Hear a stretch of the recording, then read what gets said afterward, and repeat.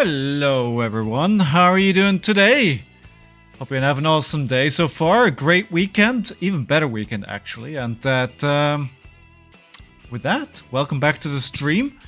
My name is Scowling Flashback, as always, I'm your host on the stream. What are we doing? We're playing Flesh and Blood. I think this will be an exciting one, there's a lot to talk about, rather big tournament on the weekend, so I think there's lots to dive into there, and we shall do that. We're also going to play some Flesh and Blood, and I think, spoiler alert, I'm currently still on the same hero, but I do think we need to talk about what is going to happen when that hero is going to Living Legend. Not the one I'm talking about, but of course the one that won the Pro Tour on the weekend. We're going to talk about that a lot, so if you still want to watch those games and you don't know what the results are, I'm afraid you're probably better off leaving the stream right now. This will be your only and last warning today before we get into it. First of all, though, Burst Flames, Amazon Coyote, Liliane, welcome, welcome. Good day to you all. Good evening, good morning, good afternoon, wherever you are. I hope you're having an awesome day so far. How are you all doing? First of all, I would like to say that everybody trying to convince me to play Reinar, you're wrong. The PT was something else, James. Yeah, welcome, James, as well. Welcome back. Round of applause for everyone here. The PT was something else. I tried to watch as much of it as possible this weekend, but man, there was some good Flesh and Blood going on. I watched the whole round of 16 of the Pro Tour yesterday, and then I think I watched a couple of games there. I didn't get to watch the second semi-finals, and I didn't get to watch the finals. I just didn't find the time. But I did watch that final minute of the final game. Oh my god.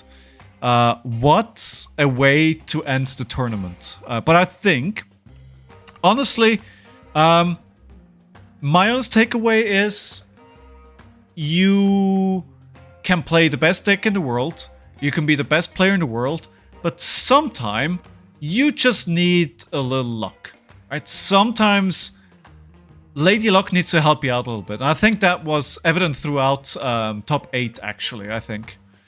Yeah.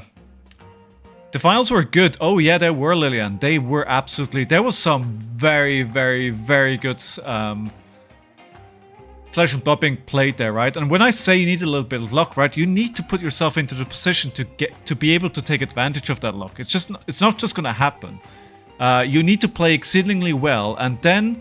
You know, it's a trading card game. You draw 4 cards and you hope that you get the cards that you need. Can I talk about match? Go for it. I gave my warning. This is your final spoiler warning. If you haven't seen the top 8 yet, leave the channel right now. No. Go for it. Go for it. This is the spoiler zone. Go for it. I know the result, right? I know what happened at the end. I know who won. And the winner was Arthur from France on Dromai. Amazingly, and that means Dromai is currently 4 points away from Living Legend. I think the round where he didn't play it take on the chin through the game. Okay, so I haven't seen that yet. Is that what you're saying for Max then? Yeah? KAYO crushed the top table so much, gave Dory a free run. Okay, yeah. He ate the blood from Arthur and it cost him. Yes, I think, you know, honestly, being at in the finals of PT, right, there's got to be some nerves there as well, right? It's like, there's so much on the line. Like, you're 1 or 2 hands away from it, and it's been a super long day, right? Honestly, I'm so drained after a game of Flesh and Blood. Not after a game, but, you know, after a tournament. Like, I see all these people, like the Spanish players, they go out for drinks and dinner and they play pools. Like, dude, I'm so tired after a day like that. Jum, welcome back, my friend. How are you today? Yeah. So I think one of my main takeaway is I got a new mat to burn. I saw Burst Flames. You know, before you burn it, try and find somebody that'll take it off you. You might find somebody that wants to pay for it. You know, I saw what you said. It's hard to move, but you know, you never know. You might find somebody. Don't burn it. Don't burn it. I wish I got into Fab like 3 months earlier. I would have gone to LA. Oh yes, Amazon. That is just a 6-hour drive away. Yeah, that would have been amazing. I mean, you should have gone anyway, dude.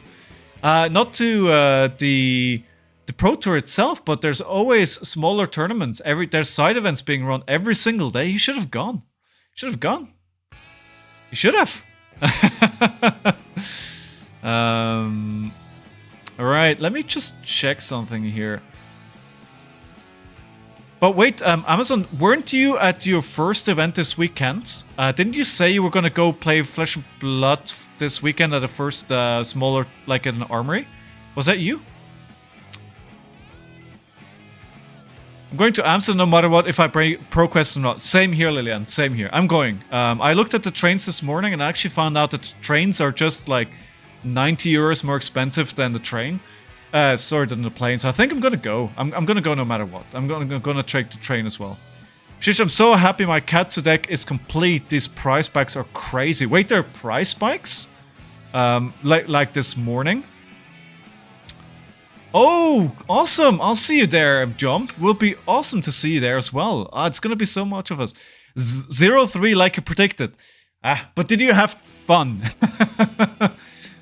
You were on Azalea, right? It's a learning curve. What did you match up into, Amazon Coyote? You had a good time. Oh, that's absolutely that's great to hear. Same with some of the yeah. Ninja said okay. Some of the yes, of course, they're all spiking now, Lillian. You're right. They're all going up. Good. As long as you learn, Levia, Katsu, and KAYO. Yeah, you were paired into the meta right there. You were paired right into the meta. So Katsu is a really already strong deck, Lillian, and I think will be one of the best one with the new set. Yeah, I think we can actually talk about that before we get into anything else, really. I've been thinking, right? So if Droma is going to Living Legend, right? Unless everybody in the whole world is going to boycott Dromai. She is going to Living Legends, and it's either going to be at the Calling Phuket, or it's going to be on the first weekend of the ProQuest season, right? So second weekend of ProQuest season, after that you can bin whatever plan you had into Dromai and you have to play something else. Captain Crunch, hello again. Saw you earlier there. It's good to see you again. I hope you had a great weekend. I'm an illusionist main. True. New Year's are hard to see how good they are as we don't know how easy it is. Yeah, it's unlikely, Lillian, that we're going to get another KAYO, right? KAYO is very strong. I hope it's Phuket, because then when I do Battlehorn, I know there will be Dromai or not. True. Yes. But the thing is, I think... And tell me if I'm wrong on this, guys. I think Dromai is gatekeeping Warriors. Like a lot more. I think the Warriors are going to be pretty strong once Dromai goes, right? And so I don't want to play a Warrior, but also Warrior is really good into Brute, right? So what does that leave us? So what I think, so I just quickly had the I had a look at the meta results here, right? And for the sake of argument, like let's assume that this is gospel, right? And this is right? We look at Dromai here. Where's Dromai? Let's have a look here. Where is Dromi? There she is. All right. So she's Arachne is. I think the assassins are going to get an uptick, and I think the warriors are going to get an uptick, because those are more the worst matchups, right? So Arachne. And then we have Kasai here. I mean, Dorinthia is okay, but then we have Olympia as well here. And we have Bolton, we have Riptides. So this could change the meta dramatically, right? Warrior will be a lot stronger after Dromai. Exactly, Lilian. That's what I'm saying. Assassins, exactly, Jom, exactly what I'm saying. Azalea as well, right? Do you think, Burst Flames, do you think he's actually going to become a thing? Maybe if Dromai go LL and Brute and other big aggro are the staple, maybe Riptide and Teklo are good answers. Could be Captain Crunch. Now, I think, that's my opinion, Dromai leaving is actually bad news for Brutes. Because I think the fridge that Warriors bring is actually pretty bad for Brutes. So I think KAYO is going to struggle a lot more. Reinar might be okay, but I don't think much better than in the past. And Levia, I honestly don't know, but Levia's problem is herself. Like Levia's, like before you win with Levia, you have to win against yourself, right? It's like, you have to win that game first. And I like to play a game where I only have to play against enemy and not against myself as well, right? Yeah. Could bet on Teklo Captain, okay. But still some Prism, you do need to keep some poppers. True, that's true. So it's bad for Warrior, but dealing with all armor Teklo... Okay, I think Warriors are going to become stronger, right? Unless there's an aggro deck out there that I'm not anticipating. I think the question is always, does Fi come back? I think if you have a lot of Warriors with that fridge that they have, especially Dorinthia with like those boots that get like that one block continuously, I don't think Fi is going to be much of a problem. You can throw Decimator, Axe in the sideboard, win all the slow games. Yes. Yeah, good point, right? So, I think, okay. So, I don't want to play Warriors because I can't play Warriors. I don't like Warriors. I just don't like it. So, what can I then play? I think, and this is my take. Let me know if it's a bad take. I think Victor is going to be good. I think Victor is going to be a good pick. If we expect a lot of Warriors, then I like Victor. Because it's also good into Assassin, right? So here it's pretty good. It's pretty good into Dorinthia. It's good into Fi. It's good into Katsu. It's good into Olympia. It's good into Reinar. What's it doing into KAYO? It's good into KAYO. It's good into... Well, semi-good into Bolton. The only problem that I see here is Teklo. Otherwise, I think Victor for ProQuest season, once Dromai is gone, is actually a really good to pick. Unfooling for now. Please don't leave. Fight me. Vic is scary. Yeah. You have to be able to push damage. True. Yeah, that's true. Yeah, there's not that many dominates, right? So you have to play around those and the overpowers. So, apparently in an interview James White said, Dromai won't be gone for long as it is far the most popular deck in Fab. Really? Do you think she could be in one of those pre-constructed CC decks, but in a different version? I mean, she's probably not going to be gone for long, right? But I think she's going to be gone for a set or two, right? Because, you know, the meta can use a shakeup. And even when she comes back, she will be a different hero, right? So, yeah. But I actually think, if I cannot make KAYO work in the new meta, I think Victor is going to be the next hero that I might be looking at. I think Victor actually is gonna be good. I like Victor. I like... Now, obviously, take these numbers with a huge grain of salt, right? But just to punctuate my point, Victor did very well, I think, in the calling on the weekend as well. So, yeah. Yeah. Expansion slot hero. Ooh, that's spicy. People are illusionist sims. I mean, you guys just love your illusionists, right? it's normal, right?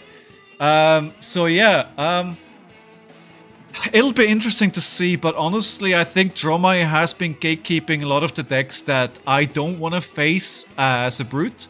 So if I want to do well in the ProQuest season, I think I need to look at more than just one deck. And I think there's a case to be made that that second class, or that second deck that I need to look at, is going to be Victor. Yeah. Well, we'll see. We'll see how it goes, right? I kind of don't like that she is back really fast. I want like 6 months before. I think that's fair, right, Lilian? I think 6 months, 6 to 9 months, maybe. And I think that's what he means, right? I don't think he'll be like, oh, it's going to be back in a couple of weeks. I think it should be... Riptide feels really underrated. Maybe. Riptide... So Riptide, the thing is, right? Riptide struggles with the same thing that all rangers struggle with, is that you don't have a weapon. And that just kind of puts you one notch below everyone else already, right? So... Then you need to think, okay, what can he do? Now he can do damage with his traps, but he can't push the damage that Azalea can, right? Azalea, with her dominate, with the big pushed arrows, with her ability, just can do more damage. So she's the better ranger. So Riptide might not be a dumpster fire, but you have to ask yourself, if you want to play a ranger, then why would you play Riptide over Azalea? Like, why would you make that choice? What's the argument for Riptide? He's not bad, but strictly speaking, in my opinion, Azalea is better. It looks like I'm not sure about Fabricate card. Fabricate is a good card. Have a hero before others if level.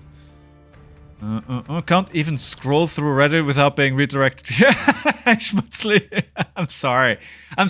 I try to not spam all the places at the same time, right? So I actually checked before I posted that the stream is up on Reddit. The last time I posted about my stream was 28 days ago, I think, on Reddit. So I think that's far enough apart. But thank you, my friend. But thank you for being here. All right. Well, Riptide is more tanky control oriented, and with the helm to give you 2R, so I'm pretty fan of. I mean, again, it's not a dumpster fire, right? But I think Azalea is better. How have you been, Schmutzli? You play any games recently? How's your building of your collection going? All right, good. So we talked about this for a little bit, and I think we can continue the conversation. For today, I will stay on KAYO. And what the funny thing is, I actually... Wait, did I did post here. So the funny thing is, if we look at my deck, right? The deck, and arguably, KAYO is pretty straightforward, right? But if we compare this list that I have here to the list that Daniel Correas played in the top 8, I think Daniel is the one that got the furthest. If we compare this... It's actually pretty similar. Like, most of the cards, I struggle to find much of a difference, right? We have the Bear Fangs, alright? I think there's a lack of Command and Conquer, actually, which is an interesting point. Cast Bones, Clash of Agility, that's there in the sides deck. Oh no, there's the Command and Conquer, it's there. E-Strike, I think I took that out for now. No Fear is in there, Pulping, Runner, Savage Beatdown. Savage Beatdown is not something I'm running at the moment. I did try it. I thought it was a bit hard to get to work, but, you know, I can see why. Savage Feast, Swing Big, Wild Ride, Agile Wind-Up, Yellow, Beast Within, Blood Rush Bellow, Clash of Agility, Senpak. So the yellow is the same. Agile Wind-Up, Assault and Battery, Mighty Wind-Up, Pack Call, Pound Town, Riled Up. There might be 1 or 2 cards difference here, but honestly, it's very, very similar, right? I will say right now, Azalea will never be top here because she is too easy to tech against Burst Flames. Yes, maybe. At least not in her current version, right? You never know what they're gonna get in the future, right? Nobody tech against a deck no one plays in the meta. Oh, I wouldn't discount Azalea. She's always somewhere out there. She's always somewhere out there. And the problem with her is that what you tech into her, you basically tech into other heroes as well, right? So you tech things like defense reactions, which you want to bring for other big on hits anyway. Yeah. Well, Kano did win the calling. Did he? I thought, wasn't Marching Bay on Kano and he went... Oh, no, Marching Bay played the Battle Hardened, the Living Legend format and got second there, right? No, Marching Bay didn't win. No, this calling.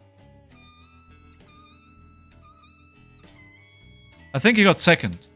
Yeah, I saw something on... But, you know, don't take what I say for gospel. Anyway, it's interesting to see that... I think the thing that I like here is that we've tested all these cards here.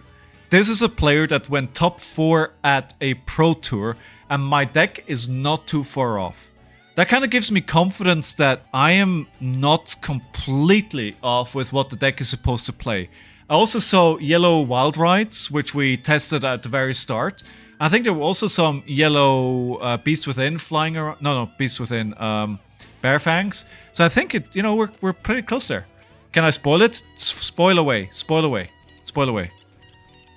Go for it. Spoil everything. Alright, good. So we talked about that. Pretty sure I heard Kasai. Oh yes, Kasai won. Kasai won the calling. Exactly.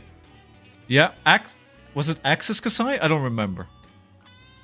Dori is my new bae after that world. Yeah, she's good. She's good. And man, did you guys see the round of 16 where the two Doris played into each other? Man, it was not very fast, but that was a chess match for sure. What a game. There were so many good games. Max, I think I actually played into Max once and he destroyed me, because of course. Of course he destroyed me, right? Yeah, it's funny actually. Back in the day, about a year or 1.5 ago, if you would have proposed to play Hatchet Dory, you would have been laughed out of the room. Like, honestly, even if you would have proposed that, people were like, are you freaking serious?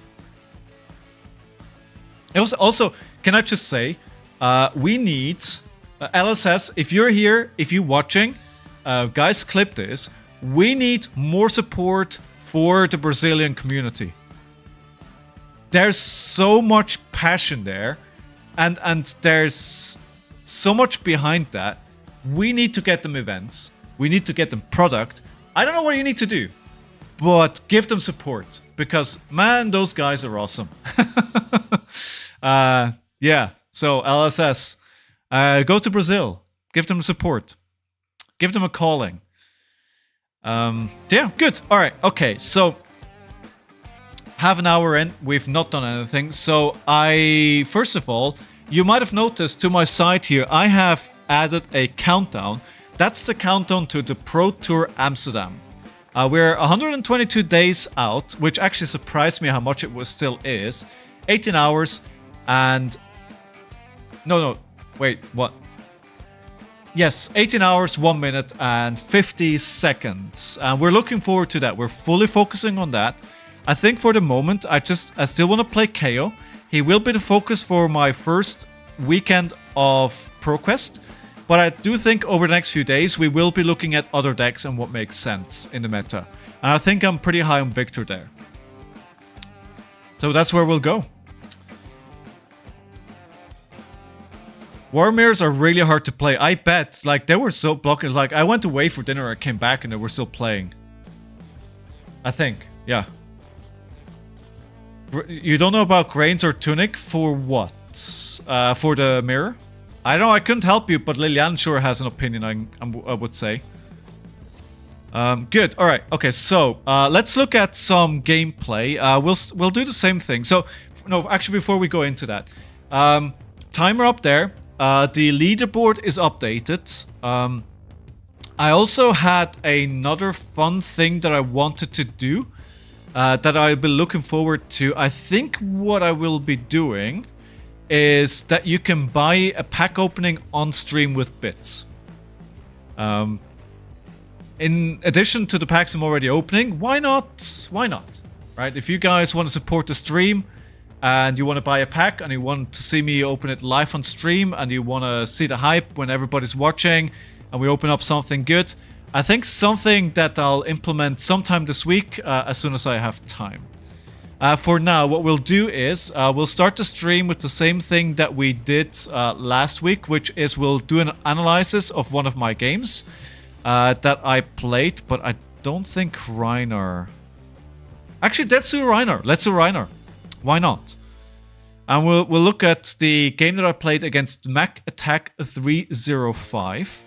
I do not remember if I won or lost this game. We'll just look at the decision making, which really doesn't matter all that much when it comes to, you know, the hero that I play, or if I won or lost doesn't really matter. We'll just, we know you lose.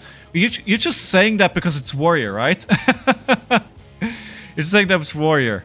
Alright, okay, good. Let's start. We'll look at the side. So what kind of deck is this? I think it's pretty vanilla. It is definitely a deck which creates or wants to do a lot of Intimidate. And then I'm deciding here to bring some defense reactions to... I don't know why. I think the defense reactions are good to block damage. You help not let them get any gold or copper. So I think from that perspective it is good. I don't think I should have taken the Cadaver's Contraband. That's probably a bad idea. How to beat Flashback, play Warrior. True. True. I mean, it's true, right? Alright, let's see what we do here.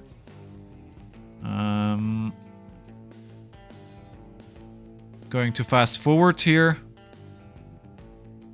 Alright, we go. Oh, so we have turn 1. We start off. We have Reckless Swing, a Barraging Beatdown, a Clearing Bellow. I could actually try... No, the Blood Rush Bellow is not going to work because we don't have any cards which work off Blood Rush Bellow.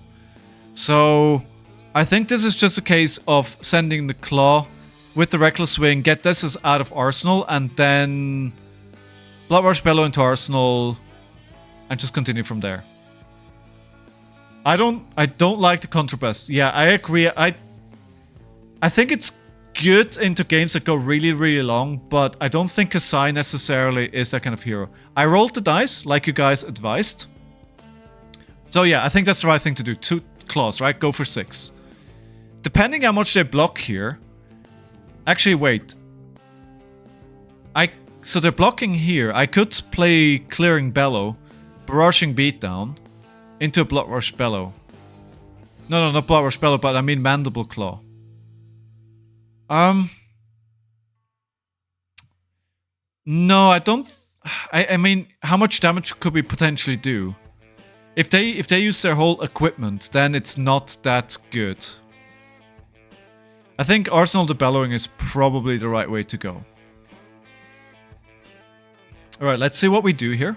And just welcome to the stream, everyone. If you're here for the first time or if you are a seasoned viewer, it doesn't matter. I love you all. Thank you for being here. Set up for a stronger turn. Yeah, probably. It's probably not worth putting the Blood Rush Bellow at the bottom of the deck to get 3 or 4 damage and then end up with a hand with a 4-card hand next turn. I don't think that's worth it. Alright, while I muck around here, let's fast forward this so we don't wait forever here. They pass. Okay, we attack with the second claw. So I think that's what we're going for. Although, I think I should have kept the blue in case we don't draw a blue for next turn. And then we can still play a pretty good Blood Rush Bellow. I think if I could turn this around, I put the Barraging Beatdown at the bottom. I pitch that, so I have it late game. And I keep the Clearing Bellow, so I have a blue. Alright, they're taking a while to decide here. Alright, otherwise, that's good. Okay, so we draw into a Fate Foreseen, a Barraging Beatdown, an Agile Windup, and the Reincarnate. It's not a very good Blood Rush Bellow hand. You should have pitched the red to make a pitch stack. Yes, exactly. Yeah, it's exactly what I'm I fully agree with you. We're fully aligned. Okay, so not a good hand. I would say we prioritize blocking with the Reincarnate for 3. Then we block with the Fate Foreseen. Why are we doing this? Because we could potentially send the Barraging Beatdown with a Mandible Claw pitching the yellow for 7. That potentially will get a 2 block, and then we set up for a better turn after that. But it really depends on what they do. I would also be willing to sacrifice the Barraging Beatdown to attack back. Yeah. Pitch stack is important in Rhino, you're right, yeah. And definitely something that I haven't done correctly in the past. So we get a 2 here. I think I shouldn't block this. It's just 2 damage at the moment. They don't have that many attack reactions that give it a lot of damage, so I think we let this damage go. And then block whatever comes next. Let me see what I do. Okay, I block it. I don't think I should have done that. It's only 2 damage. I'm up 40 life. Rhino wants to chip health, then close the game with a 4-card Intimidate. Yeah, did you... I mean, that's a tangent, but did you see the game that Pablo Pintor played into a KO? Man, that was a game. He had the perfect hand to close it out. So 3, so I should have blocked this. Yeah, it was a great game. But honestly, he locked into that hand, right? It looked great. He won. But you can't expect to get 2 Barraging Beatdown with that finisher. This is wasted. This is wasted here because I block for 1 more than it does damage. So I don't think the Fate Foreseen is very well placed here. It just feels gross to throw so much damage and not be able to block. Oh, it does, absolutely. As my local says, get them to 20, then kill them. Yes. Okay, so I do what I said I would do. I think that's fine. I'm not liking the blocks that I did. We have Blitz on Wednesday at my local armory. I'm gonna bring Reinar for sure. You can kill somebody from turn 0. You can. There's multitude of options out there. Okay, so we drawn into another hand, which isn't good. I shouldn't try to force a Blood Rush Bellow here. I could block with Sink Below. No, actually, we block with Fate Foreseen. If we want to work up to a Blood Rush Bellow turn here, we could. Because we're going to have the Spring Tonic counted. My biggest concern having enough resources for the double Mandible Claws and something else. That's my biggest concern, right? So I'm going to have 1 resource here. If I block with the Sink Below and the Fate Foreseen, I can pitch the Swing Big, and I'm going to discard the Skull Crack, which gives me another resource. So I have at least a blue guaranteed, right? But it doesn't feel really, really good. If I want to build up to that, the way to do it is to block with the Fate Foreseen first, and then we can use the Sink Below, and we could potentially sink the Swing Big to draw a blue, right? And that we can pitch the blue. We have 2 resources floating, we discard the Skull Crack, we have 3 resources floating with the Blood Rush Bellow, and with the Spring Tonic we have 4 resources already, so there's bigger potential to do something. So I think if that's the way to go, then that's how I should play it. Fate Foreseen, see what's there. If it's what I want, Sink Below, sink. If not, play before forego that and do something else. Let's see what I decide. Clash is fun. So you're starting a league, James. No idea what to play. I don't know what's good, but I hear Clash is good. Is it less swingy and less brutal than Blitz? Turn 2 is easy with Arsenal. Oh, turn 2 absolutely, yes. So once you have something in Arsenal, maybe a defense reaction, you can survive much better into Rhino. Okay, so we have a 2 here. So we don't want to block this, right?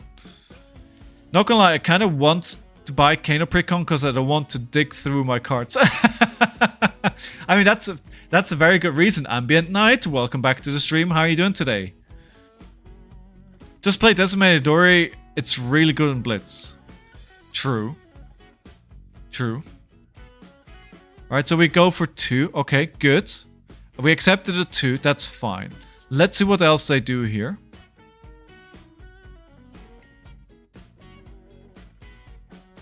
Let's see what we do. Okay, so I want to speed this up a little bit, but I'm worried. Okay, so 5. So I think we block this with a Fate Foreseen. And then we see what that does. Let's look at the top. It's a bit bad playing Sink Below and Fate Foreseen, unless they offer more damage. They might, because they still have 2 cards. Yes, Clash, it's common and rares with specialization being any rarity. Oh, that actually sounds pretty cool. That sounds pretty good. Okay, so let's see what's the top of the deck here. If it's a blue, I should start thinking about... Wait, did I miss? Wait, I missed it, right? I would play the Sink to sink the Skullcrack. Yeah. Yeah, could have been an option. I think this is definitely one of the worst ones to do. And I have a hunch they're going to block out here to get the Quicken token. Let's fast forward. Good evening, Sant Havoc. How are you? Welcome back to the stream. How's your weekend? Okay, so they fully blocked it. Alright, and now we have a... Okay, so... The problem with that is, right, I gifted them a free go again. So I don't like that at all. So basically, they can make full use of this slice and dice. I wanna hover over it. It doesn't do anything. So they're going for 3. I should take this. Block the second attack with Pack Hunt. Maybe even with Apex Bonebreaker, get an additional value. Then we play this Blood Rush Bellow. We pitch the Reckless Swing. We discard the Beast Within. And then we keep this one. Don't touch the Blood Rush Bellow in Arsenal. That's what I should be doing. Doing great. Watch a Pro Tour and uploaded a 46-minute video. I saw that. I saw that. I listened. I didn't listen to the whole thing. I clicked into it, I'll admit. But it looks good. Kano, right? Right, so 6. Yeah, so we block with a Pack Hunt. I think I'm trying to force a double Blood Rush Bellow here because my draw is bad. I think that's happening, yeah? Okay. Let's move forward. What do we play? Okay, we play what I mean, this is like the optimal 3-card Blood Rush Bellow. Okay, yeah, so we have a problem here. Because there's no blues. It's actually not completely terrible. The problem that I have with this hand here with the Blood Rush Bellow is that there's a Send Packing and a Show No Mercy that are both 3 cost. I think I'm forcing a double Blood Rush Bellow and it doesn't get it better. I think that's what I do. Instead, I should have just played the Claw into Claw. Can I play anything else? Claw, Claw. That is 4 resources. Yeah, I should play Claw, Claw into Savage Feast. That's what I should be doing. Because we have 2 resources for the first Claw. Then we play the second Claw, pitching the Send Packing. We have 1 resource floating. And then we play the Savage Feast, discarding the Show No Mercy. So that'll be for a standard 18 damage Blood Rush Bellow. Yep. They are kind of long, and I was actually wanting to suggest maybe introduce chapters in the video, Send Havoc, so people, you know, can stop somewhere in the middle and they know where to get to. It's really easy to do. Maybe something you could introduce. They're also kind of hard to buy, as the shipping often a lot of money. Wait, what are you talking about? Run a Fable. You mean the Fable for this? Oh no, you're talking about mats. Yeah. Yeah, mats are hard. I like 15 euro mats will cost the same as shipping. Yeah, yeah. It's not a good deal, is it?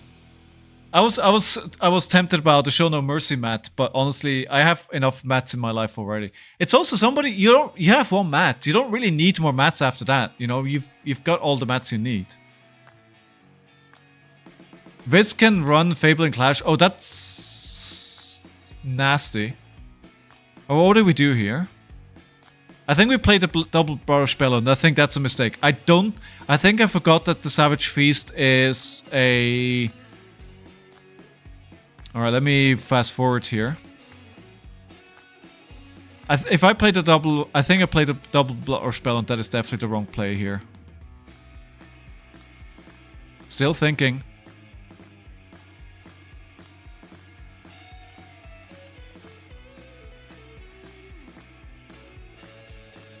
Hurry up. Game is gonna take a year at this point. Oh, okay, it's not loading.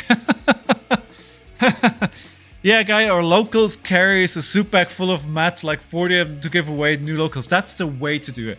Like, if I actually had any new players at my locals, I would give them away as well. As you can see for today, I changed my mat again for a pack opening. As I played the double Bloodrush Bellow. And we draw into another bad hand. This is a mistake. I shouldn't have done it. I also draw into the third Bloodrush Bellow. I think I played the third... Oh yeah, I played the third Bloodrush Bellow as well. Oh yeah, I remember this game. I remember this game. I think I completely messed up the game at this point, right? I made 3 bad decisions in fast... Yeah. Really fast. Yeah, I have a clip of this. This is not good. Don't play a triple Bloodrush Bellow.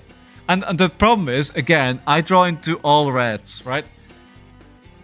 But I maneuvered myself into this. I should have played the first Bloodrush Bellow and wait for the next one. I should have... that was a mistake. Because it's basically 9-9.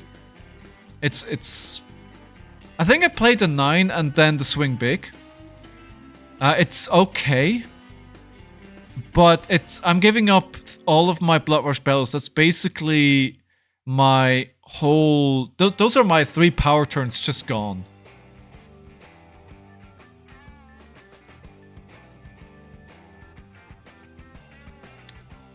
Yeah. So... I didn't push it for content. I don't think I did. I did it because I didn't think clearly. Yeah, now it's all gone. They get their full hand back, right? And I think the game takes a downturn from here. Yeah, so I think no matter what happens here, this was definitely where we lost the game. Okay, so what are we... So we're 2... So ideally, I missed what we put in the arsenal. I think it was a Command and Conquer. Yeah, what must have been a Command and Conquer. No, we pitched that. Oh no, it's Sidarian Arsenal. Alright, so we want to play the Command and Conquer. Ideally. So the 3 block is decent, but maybe the Scabskins would have been better. Play the Scabskins, don't lose the value. The 1 value you get from the barraging. Especially in this scenario, the barraging beatdown are my win scenario, right? They are what I need to win the game. So this is decent because now we can play the Command and Conquer for 7.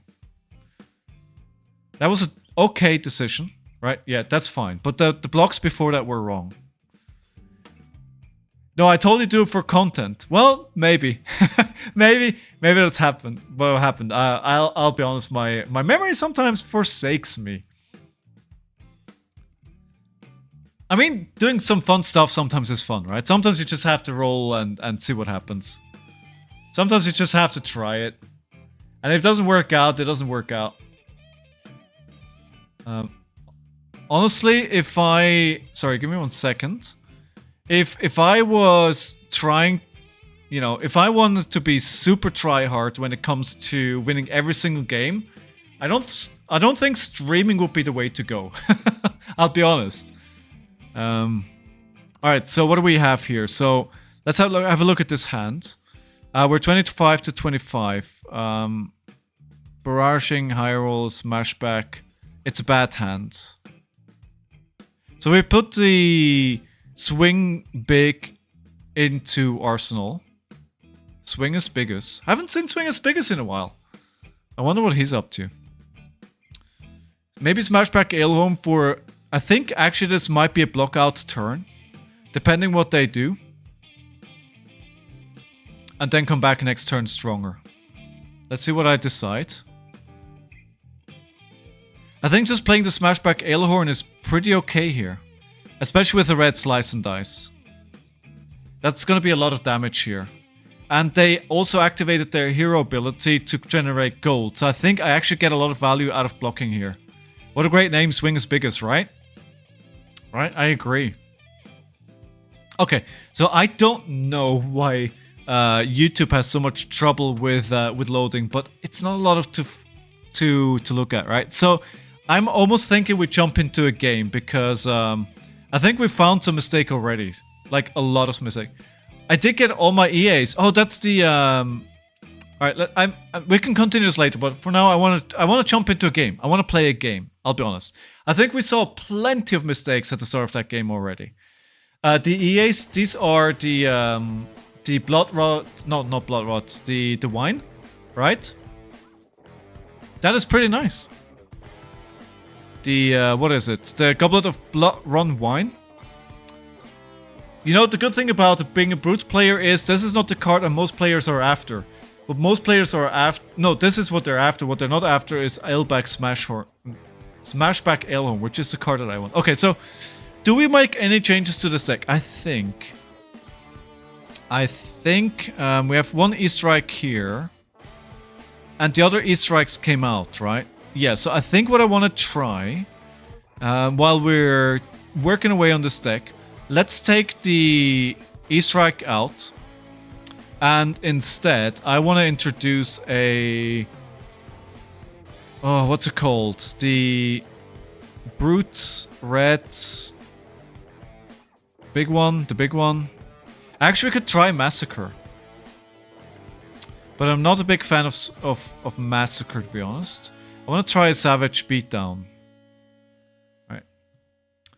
The Guardian no one wants. True. What a great...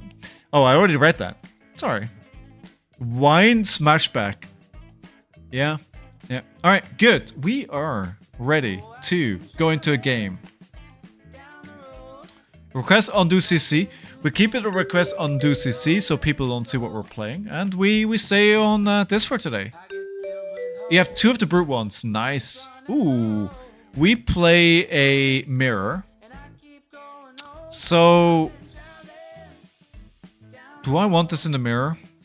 I don't know. I think some more 3-block, some blues. I mean, those clashes are not gonna work, right?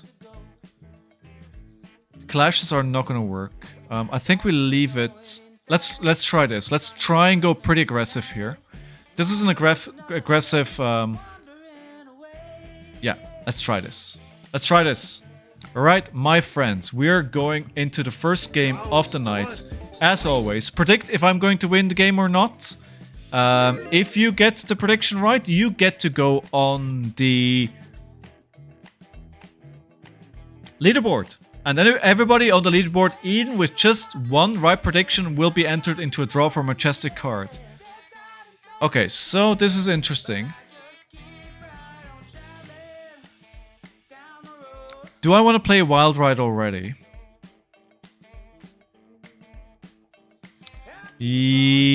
No, I don't think so. What we could do is Scab Skins into Mandible Claw into a Pack Hunt and Arsenal the Wild Ride. Yeah, let's try that. Let's roll the dice. I also saw the second game that I saw in the top 8 was the player playing into Arthur. He played on KAYO. He played the Null Room Gloves. I disagree with that decision. I don't think you play Null Room Gloves into Dromai. I understand where he's coming from. I think he probably watched the game that Arthur played and won against the other KAYO, and then decided based off that, of all the damage that player lost to arcane damage, to take the Null Room Gloves. I disagree with that decision. I don't think it's the right decision to make.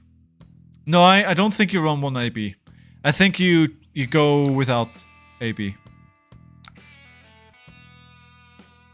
You go naked. No AB. It's my opinion, but I don't think so. Out of 3 chapters of Arcane is super easy indeed. Well done, Sam Tavok. And it's good, right? So people can know where to listen in, and maybe you don't have all the time, right? I think it's actually pretty good.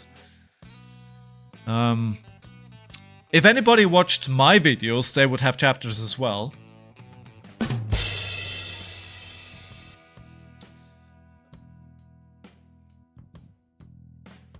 It's funny because it's just, you know, you can't tell people what to like. People like what they like, right? But I uploaded a short where I opened up the Legendary last week, and that got 400 views. And then I uploaded a video that I scripted and filmed and did put a lot of work into it, and it's 37 views. So, you know, that's fine. Because burn them all adds up. It does add up, but I think if you're running Null Rune Burst Flames into Dromai, I think you're winning. You're playing to not lose and not to win. It do be like that. Yeah, right, John. People like opening packs. People like opening packs. You're right. Horizon. How are you today? Sometimes the more work you put in something does not always pay off. That's true. That's true. And people like emotions, right? You like to collect with a person. I think pack openings can be very emotional. 5, go again. You drew a card, right? Yeah. It's a pretty good start. Pretty good start. I actually wouldn't be too sad about blocking a lot here and just playing the cast bones. I don't have a good hand at all. What do I do with this? Let me think this through. It's 5 damage. They're to 34. If I take this, I still have more life. Let's take the 5 and see what else they do with their hand. I'm gonna need to block at some point this. Pack openings give you also a great idea to noob like me about the ratios of cards in this play. That's fair enough.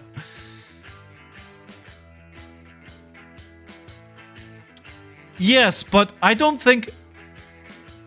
Okay, fair enough, Burst Flames, right? But I think we're talking about different heroes here, right? I think Warrior has a very different game.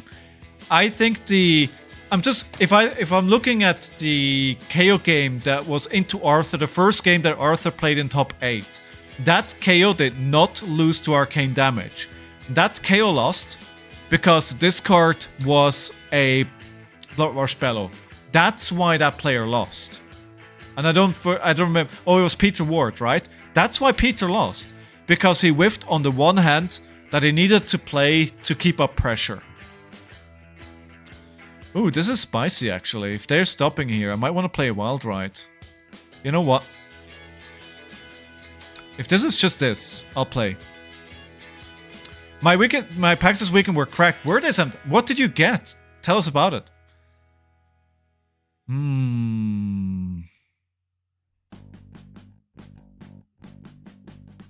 Do we play the Wild Ride from Arsenal? The cast bone is a liability, right? So we need to pitch that. Alright, let's play the one from Arsenal. I'm not sure that's what's... I should have played the one from hand, actually. Yeah.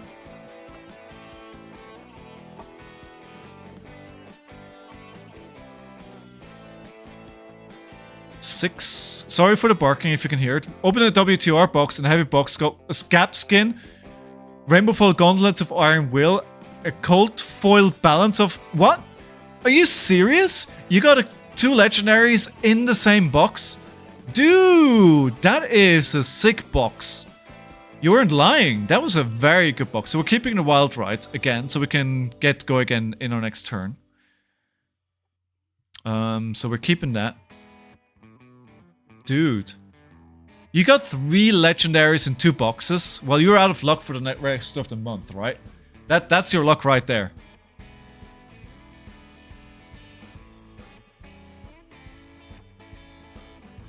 Yeah, where is your Marvel?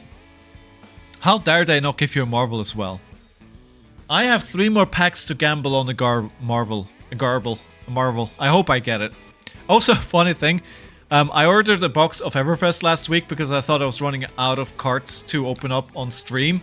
Turns out I still had a box of Everfest completely sealed. So we're going to be opening Everfest for a while. Yeah. Hey, Pockets Live. I'm all good. How are you doing? Did you just see the message of what Havoc opened up this weekend? You'll get jealous. Everlast. Everlast is something... Marvel Victor last week. Dude! Oh, Blauerspello. And did they discard... Oh, Beast Within was discarded as well. Now I hope they don't have enough... Go again here. I need to use the Scowling, right? Havoc is a hacker? Yeah, seems like it. Alright, good. I need to... You guys know what time it is. It is Scowling Flashback time. Hopefully, you know, whatever spice they have in their hand is gone now. You are a programmer, that's very true. That's very true.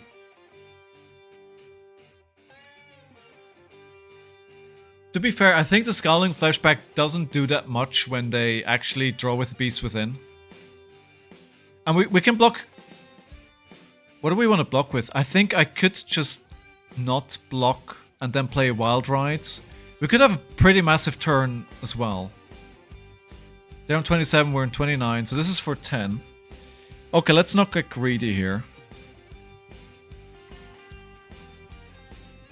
Alright, let's block with the Command and Conquer, maybe. We know what's going to happen, right? I'm going to play the Wild Ride. I want to play the Wild Ride, discarding the Beast Within to draw a card. I think the Command and Conquer is the least energetic card, so I'm just going to block for 5, take 5. It feels like this is a mistake here. What are you curious about, Crampton Crunch? Something spicy coming down the pipeline for Fab. Ooh, Sent Havoc. Yes, yes you do. I was let into the inner circle about that idea, and I can tell you, it is a very cool idea. Very cool idea. It'll need a lot of work, though. Oh, yes. I started to start recording some pack openings because it's more fun to have recordings of big pulls. Oh yeah, do it. Dude, people love pack openings. If you record it, put it up on YouTube as well. Put it up there. I absolutely encourage you, and share your channel when you've done it. Opening 5 of 17 boxes, got some good pulls. Nice. What did you get?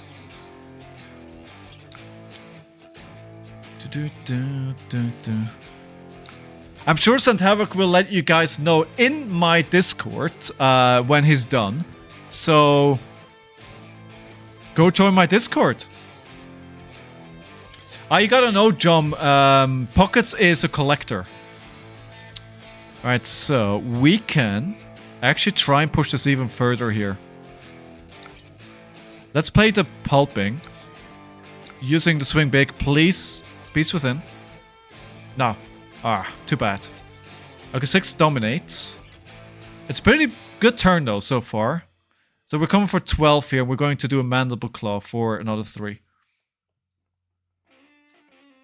Okay, 6-5. Good. We're looking at damage. We're getting their equipment. We're getting a lot of their equipment here. The one that I want to get is the Scowling Flashback, but no luck so far.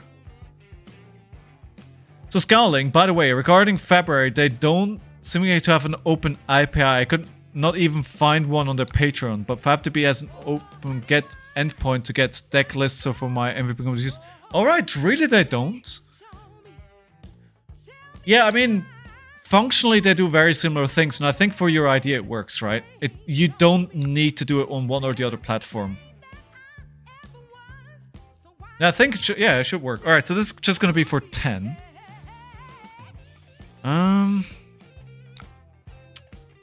If I take this, I'm down to 13. If I take this, I will discard the Agile Wind-Up on my turn. No, on this turn.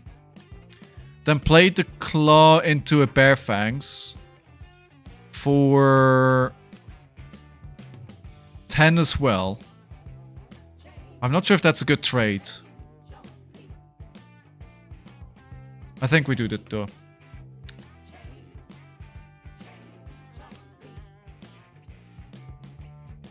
They need to come out with PvE. That's the biggest issue at the moment. Yes, I think the social play that they have at the moment is not the thing to get casuals.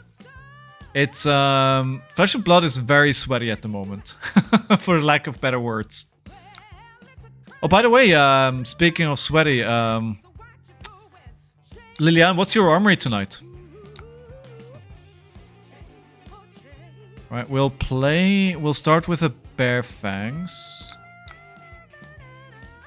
And then we might play Mandible Claw, we might do something else depending what we get here. Aha! Oh, we can use the... Oh, the Agile Wind-Up is nice. Blitz, but I'm not going... Oh, no, you're not going. Why are you not going? You don't like Blitz, or... You're still in that Dragon's Dogma? Or do you need to points for the prediction? Alright, so do we... Can I use the Agile Wind-Up before the turn ends? I don't think so, right? Just a bit tired? Ah, it happens. It happens. Yeah. What's talking with the Essen is right, there's no casual play. Yeah, I think it's really... Like, this game just attracts very competitive players, right? It's really hard to get the casual players out. Pro Tour was amazing. How much did you watch, Pockets? Alright, I think we actually just played the Mandible Claw. It's not good. I think we're actually behind here. Top 4 and before top 16, nice. Nice. Yeah, there were some really good games there. Okay, it's 13 to 12. We have an Arsenal, but it's not a good Arsenal. Well, you know what? If we lose this game, you know why we lost it? Because they saw 2 Blood Rush Bellows, and I didn't see any. Blood Rush Bellow, by far the best cards that Brute has, and I'll be honest, if you're playing a Brute, they're seeing 2, you're seeing none, you probably are going to lose the game. I think that's just facts. Just facts. Let's see if we can rein it back in. I should have put Agile Wind-Up. Oh. Send packing. That's nasty. That's really good. There's no way I'm going to be able to keep it. So we just have to prevent as much damage as we can here. Always vote no first game though. I mean, it's a good strategy.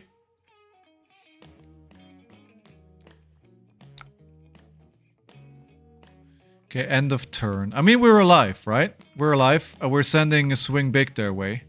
Should I gamble on the Scapskins here? Yeah, let's do it. I roll a 1, like, I probably lose the game anyway otherwise. Yeah, let's go. Alright, let's go. I just always vote no.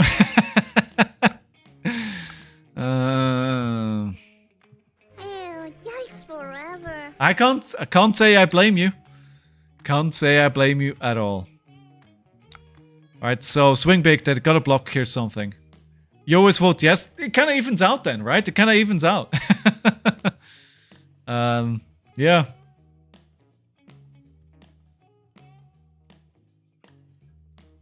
Right, so if they can just block. What I would do if I was them, I would just block with my equipment and send to 5 cards if they can. But I'm not sure they can. It sometimes it's not as bad as for the Guardians, but sometimes it can be hard for Brutes to play their whole hand. It's not that easy to get to go again. Twitch Cat can influence decisions when we may be trolling. Yes. Yes. That may happen every now and then. But honestly, I think you guys are great, so I don't think you would be trolling me a lot. You're not... Maybe Burst Flames. The rest of you I trust. Alright, this is the right decision because now I can't... actually, they just need to... imagine! Imagine! Imagine they go to 2. Oh, imagine they go to 2. I think I still use the Reckless Swing though, right? Because... So I need to... I'm gonna block out 3 here. Gonna block 4. That takes me 3. That takes me down to...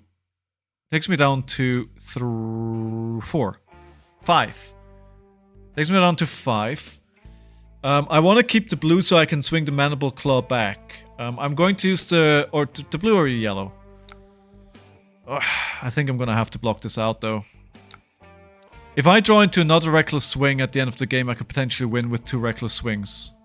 But I might just die here. Because it's a lot of damage.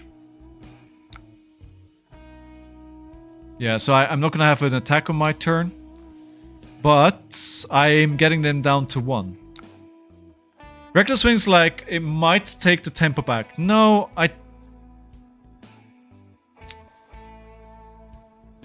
Yes, correct. Thank you, Lilian. Oh, they're not letting me? Because now I go to 2, right?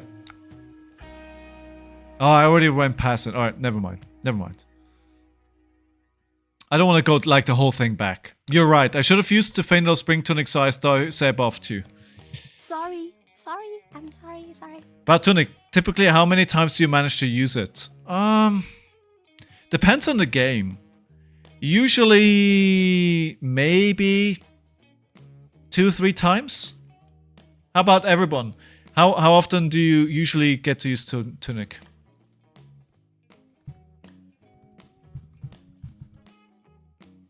I'm putting in a poll.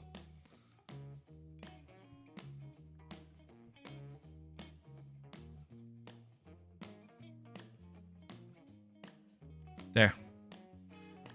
You can vote. But I think that depends is probably the right answer. Oh, they got a 3rd battle turn, alright. So I think this is it. Yeah, this is it. And with the yeah. Especially with the non-block in the hand as well. It's like, yeah, I can't block out.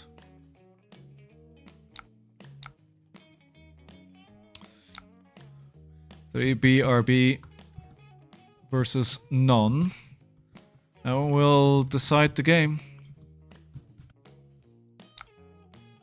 GG, well played. Thank you for the game, my friend. Round of applause for our opponent. And those who voted that I'm going to lose were right. I don't think there was enough here to make a lot of egregious mistakes. Maybe there could be some improvements, but yeah, 3 Blood Rush Bellows against 0. That'll get you every single time. That will just get you. I was like, yeah. And the Blood Rush Bellow turn that they had was really good as well. It was it had the Beast Within discard as well, right? So yeah, a lot of damage being pushed.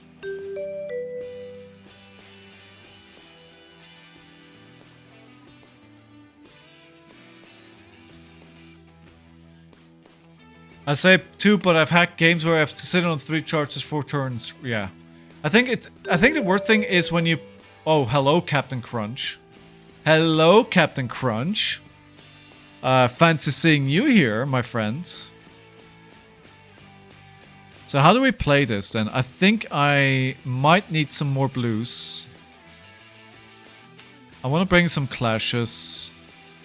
I want to take out some... The way yellow wild rights come out. It's too aggressive. I'll keep the cast bones because I think I can definitely set up turns where I have to block a lot and just play the cast bones. No worries. No worries, Captain Crunch. Now, is this OTK or just value Viserai? Well, that's always a question, right? We do not know. We'll figure it out. But you let me know. Will I win or will I lose? I think Viserai is very much a bit of a toss-up. Where are we with the stats on this matchup? I don't think it's looking too good. Oh my god. What's my win percentage? 47%? It's not too bad, considering we're trying a lot of things. Oh wait, that's not just me. Oh, we're on 46%. Well, that didn't make it better. I hoped... Viserai. The one Viserai we played, we won. Okay, so we could, actually... Pulping will push damage.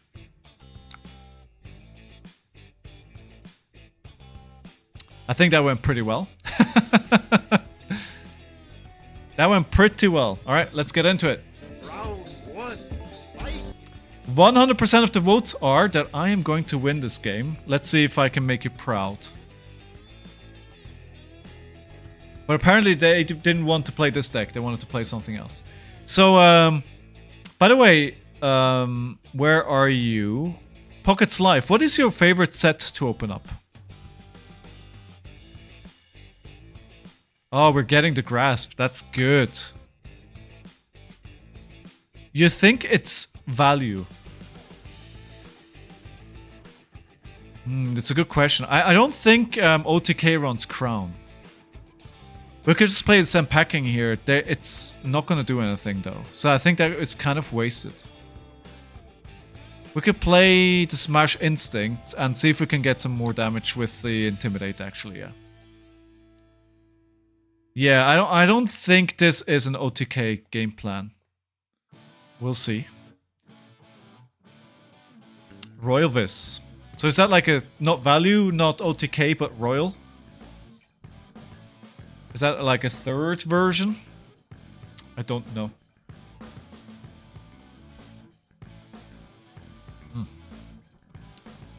Yes, alright, so what is our win condition here? Consistently output the amount of damage that they do, right? Because they don't have any big on hits. So all I want to do is turn to turn outvalue them. Right? That's kind of what I want to do. Yeah, exactly. The goal is for cash in so they can draw 2 cards. Now, the problem that we have with this hero that we're facing is the split damage.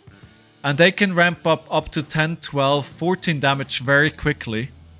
With arcane damage and with an attack with Go Again into Reaping Blades. So what are we looking at here with my hand? I mean, Blood Rush Bellow is spicy. Yeah, I can't heal. Well, definitely do it. So this is for 4. Creating Rune Chance. I don't think it's a good Blood Rush Bellow hand, I'll be honest. So, do I let this 4 damage happen?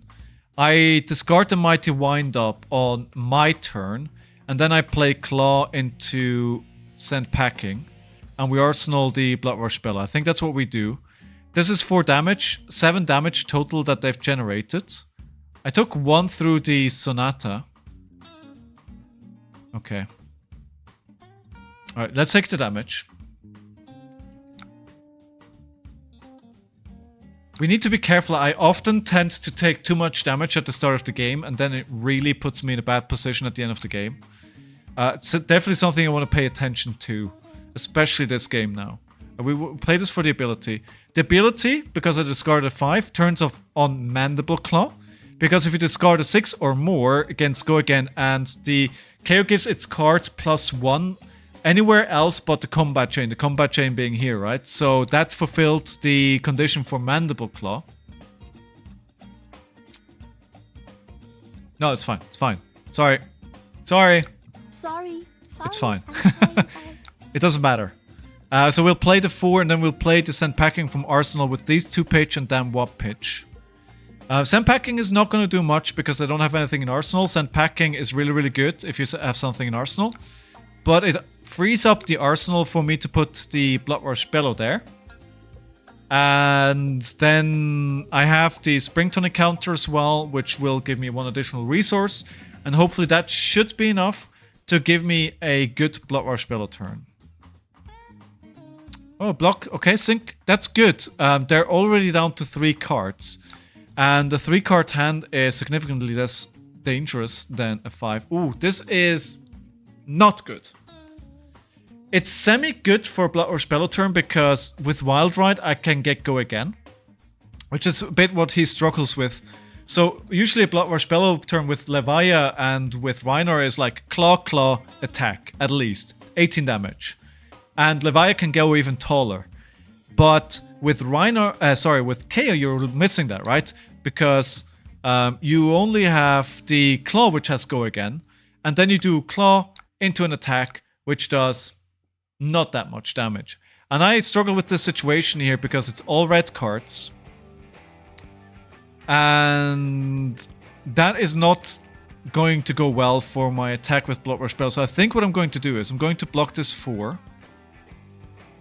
So we took 2. And then we're going to swing big for 10. Yeah. Yeah, we'll block. No, actually, undo block. We'll block 3, we'll take 1. There's no relevant on hit. We need to keep 2 reds to attack with Swing Big. I don't want to use the Spring Tunic because I think that's really... It can be the secret sauce to playing a Blood Rush Bellow turn. Don't want to use it. KAYO boot Blood Rush much lower than Levi and Reiner. Yeah. I've done 20 damage on Levi without a Blood Rush. True. And you can do 28 damage or sometimes even more on Levi when you have a Blood Rush Bellow turn. Like, she can go crazy. She can do insane kind of things. And when you have a turn like that, you're like, why am I not always playing this hero? And then what happens is you end up with a hand that doesn't block at all. And you die to Blood Death. And then you remember why you don't play Levia. Levia has Blood Rush 4-6 in Art War. Yes, exactly. So exactly, Art of War functions pretty similarly, but this, yeah, it's not. I'm actually not sure I like Art of War in Levia. Like, don't get me wrong, I understand why it's there, and it makes sense. If you can discard a Slithering Shadow Pete or banish it with Art of War, and you give it Go Again, you can play it from the Banish Zone. That's awesome. But yeah, sometimes it's really awkward. Didn't die to Blood Rush single time in aggro tournament. Oh, you mean to Blood Death? No, I mean it doesn't always happen, but it can, right? It makes the deck better, but it's still sometimes it feels bad. Maybe it's just me. Alright, so they're taking 6 damage. They're going to 25. They're keeping 4 cards. Do we get a turn here? Okay, this is better. I like this more. It's a bit dangerous. Why am I saying it's dangerous? Because we could end up the Wild Ride being discarded off the random discard of Blood Rush Bellow. And we end up with the Command and Conquer in hand. And we really don't want to... Like, the Command and Conquer doesn't get the benefit of the +2 from Blood Rush Bellow. So if you then end up with cards in your hand, one of them is Command and Conquer. Yeah, it's not where you want to be. Okay, so I'll assume though that I'm not going to block here. So that was 2 damage, 5 damage. Can they give this Go Again somehow? No. But if they can Go Again, then why did they take so much damage? Unless they have non-blocks. Alright, we try Blood Rush Bellow turn here. Let's see where this takes me. I hope to keep the Wild Ride. We got lucky. We still have to Command and Conquer. Oh, okay. Let's get this Rune Chant away. Why is this Rune Chant still there? There we go. Alright, so... we play the Mandible Claw first. Why do we play the Mandible Claw first? Because it's a guaranteed Go Again. If you happen to top deck a non-attack action off the top of your deck, or a non-6, then Wild Ride doesn't have Go Again. And we saw that on the weekend in the Pro Tour, right? That happened to one of the players that played into Arthur who would eventually go win the tournament, right?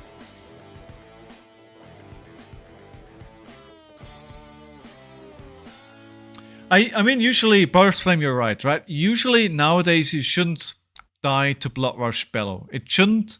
to Bloodstead. It shouldn't happen. But... oh my god. See? This is exactly what I meant. If I would have played it the other way around, the turn would have been over immediately. Now at least we get the usual damage through. But it feels so bad. Because I could have finished this with a Command and Conquer. Now my hand is dead. I can't play anything because I discarded the Reckless Swing from the top of my deck. Which is not a 6. Yikes.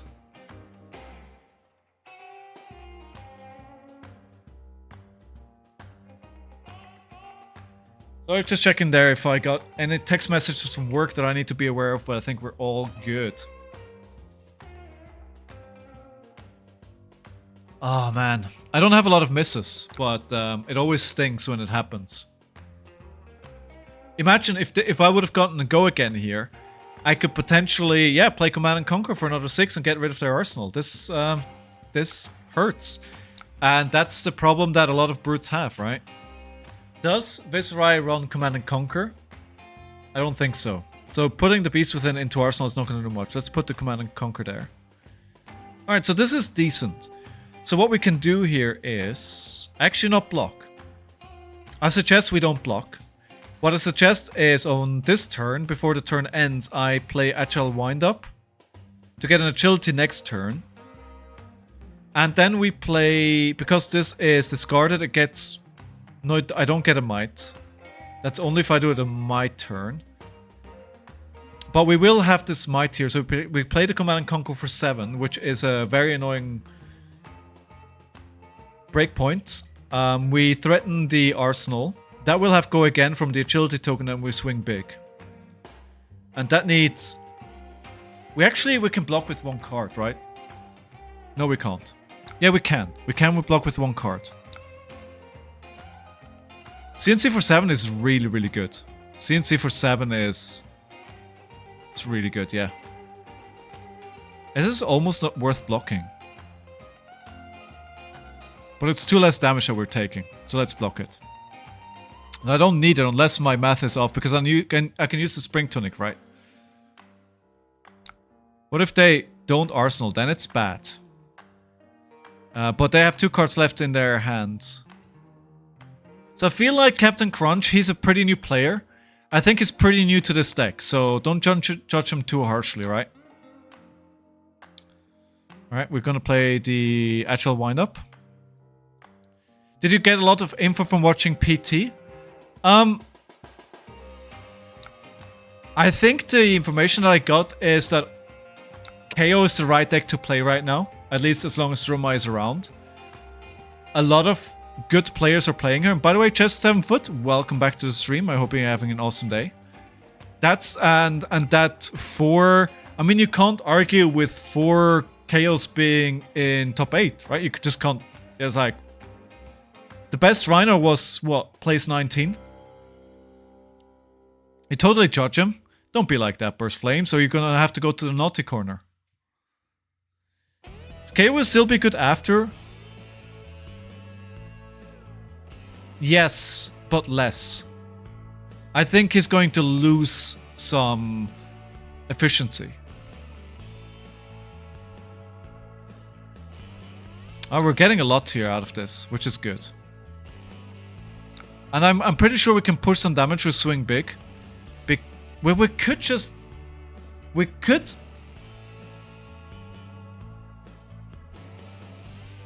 do we forego the instant gratification? We just play Mandible Claw for 3 damage and we Arsenal the Swing Big for a big turn.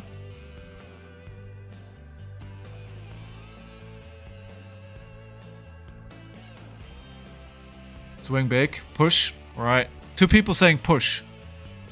Push it is. Push it real good. There we go. Good point. If you wanted to claw, you should have saved the wind-up. That's a really good point as well. Okay, so... this is not great. We can just push Command and Conquer again, which will get them to block, right?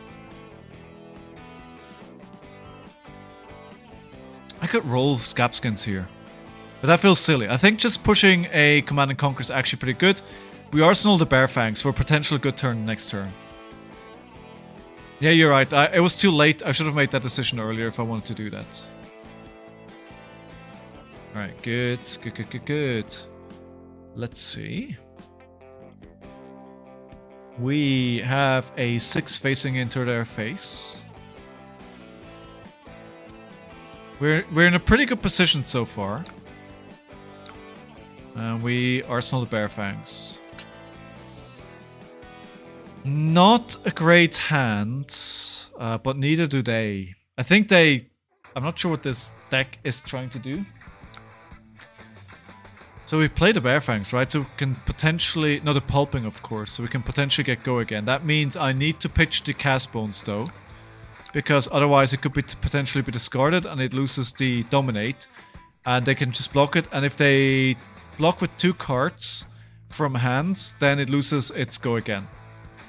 The reason why this is pretty good for me is because they don't have an arsenal. So if they wanted to do that, they need to have an arsenal. Or... Yeah, exactly. Alright, good. The Command and Conquer doesn't work here, so I think we'll play the Bearfangs to do 8.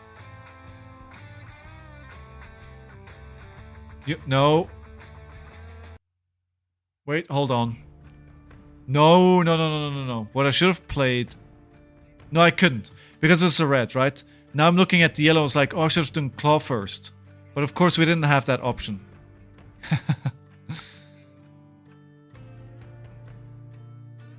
Alright. Round of applause for Captain Crunch. Round of applause for Captain Crunch. And we win this one. Thank you for the game, friend. Huzzah! Huzzah indeed. And because we win a game, we open up a pack of Flesh and Blood. Let me know what you want. I will put it to the people. What do we open? Do we still have this here? No. Is it Heavy Hitters? Is it Dusk Till Dawn? Is it Outsiders?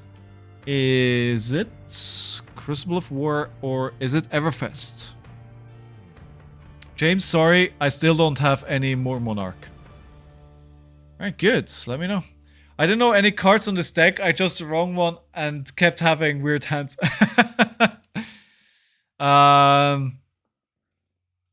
Yeah, Captain Crunch. I think Viceroy is really hard to play.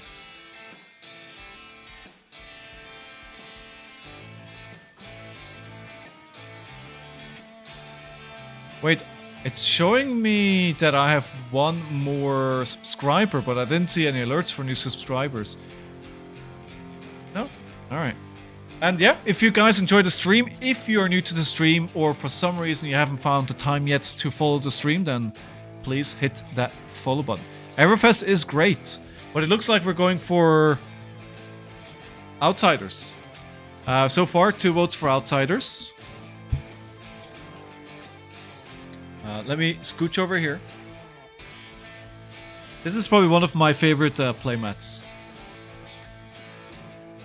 Yeah, he is, and I tried to OTK 1 or 2 times for fun, and this one's just versus Bob.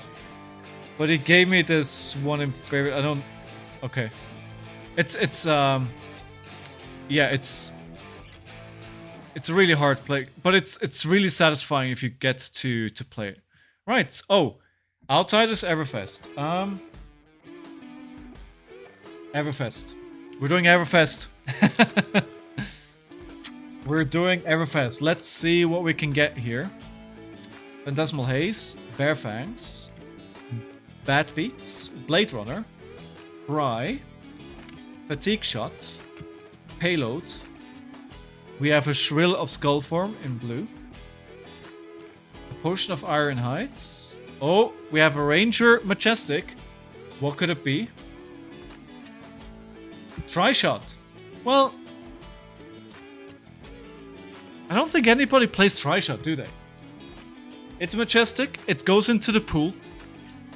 So if you either get the lucky pick or you win the leaderboard at the end of the month, Tri-Shot will be one of the cards you can pick, because that is going straight onto the list. You wonder what is on the list so far. Let me show you. Let me show you. I'll be having that up in a second. I think. Pinned messages. Here we go. It's loading. Any second now, guys. Right, here we go. So, again, as a reminder, all you need to do is to potentially get one of these cards, is either be at the top of the leaderboard by the end of the month. We do a giveaway every month. At the moment, Mr. Burst Flames is well in the lead with 46 points, so it might be difficult to beat him, but don't let that put you off. There will be one lucky picker from everyone that gets one prediction right, with the caveat, you need to put the result into the Discord. So if you haven't done that yet, do it. Tri-Shot is one of the cards I could see getting played when New Hero comes out. Really? Alright. You may activate target bow you control 2 additional times this turn. Yeah, I mean, it could be fun. It could be fun. I can see that. Right, good. So, this is the list. I have reserved 2. I reserved the rights to veto 3 cards every month, and I've already done 2. I also reserved the rights to change that at any time if something better comes along. But I think there's plenty of cards in there for you to pick if you get the lucky pick this month. Alright, but let's go back to the main screen and we load back into the next game. So we are 1-1 currently. 1 loss, 1 win. Thank you for the game, Captain Crunch. Thank you very much. I hope you... Oh, Reinar. Alright. Would I like to go first? No, second. I think something that I also looked at, and something that you mentioned, Lilian, last week is, right, a lot of... I should go second in most matchups. Do I need anything else here? I think one of the things which is clearly absent from my list is... I think we go fast here. We need a bit more blue. One thing that is absent is No Fear. I didn't like it, but I saw it a lot at the Pro Tour, so I might have to bring it back in. Yeah. Alright, I'll be here when you're ready for that, Captain Crunch. I'll be here. Well, let's go into the game. Round 1. Fight. Right, it can be risky to go second. True, that is true. That is true. That is true. Let's see what they can do. Turn 0 here. And yeah, as always, guys, if you're new to the stream, if you're new to Flesh and Blood, if you have any questions at all, please don't hesitate to ask. We have a lot of friendly faces. Our community is super friendly here. They can help you out. They'll be happy to answer any questions you have. And this can happen. This can happen. I'm in danger. Yeah. Emotional damage. That's why you said, Lilian, that I shouldn't. that was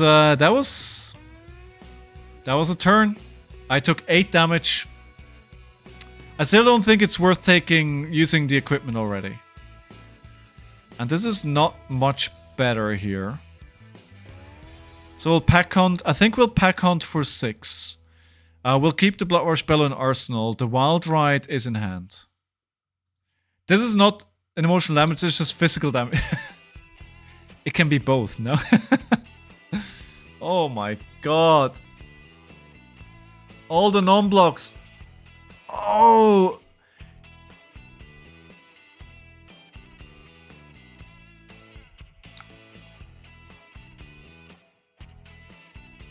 Wow, wow, wow. Well, yeah, you're not going to be blocking much if your hand is intimidated, right?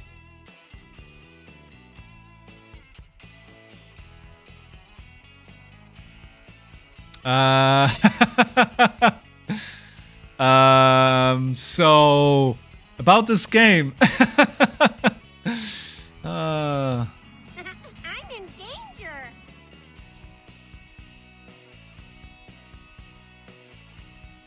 Not sure what to play here. I want to play a Wild Ride, but at the same time, I want to play the Cast Bones.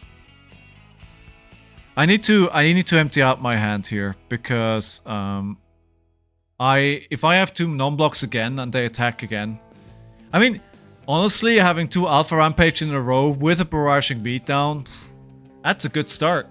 That's not bad. That's not bad.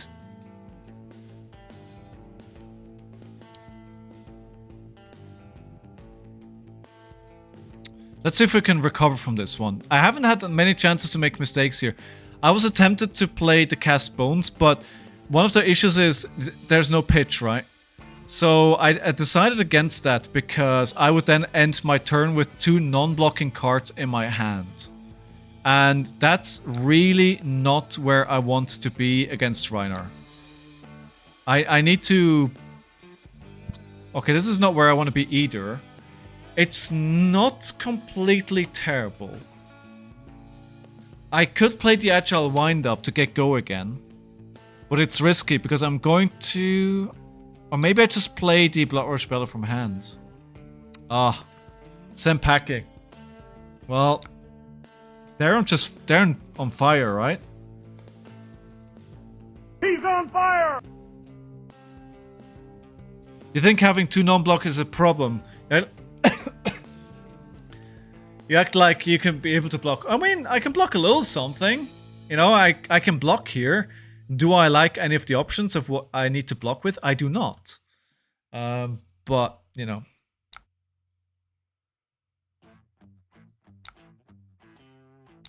I do not like any of these options.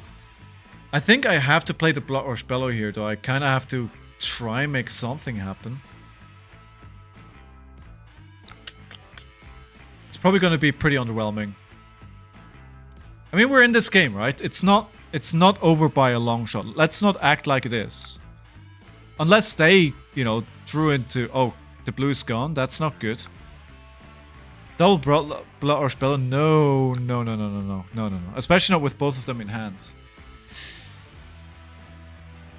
Okay, this is not good.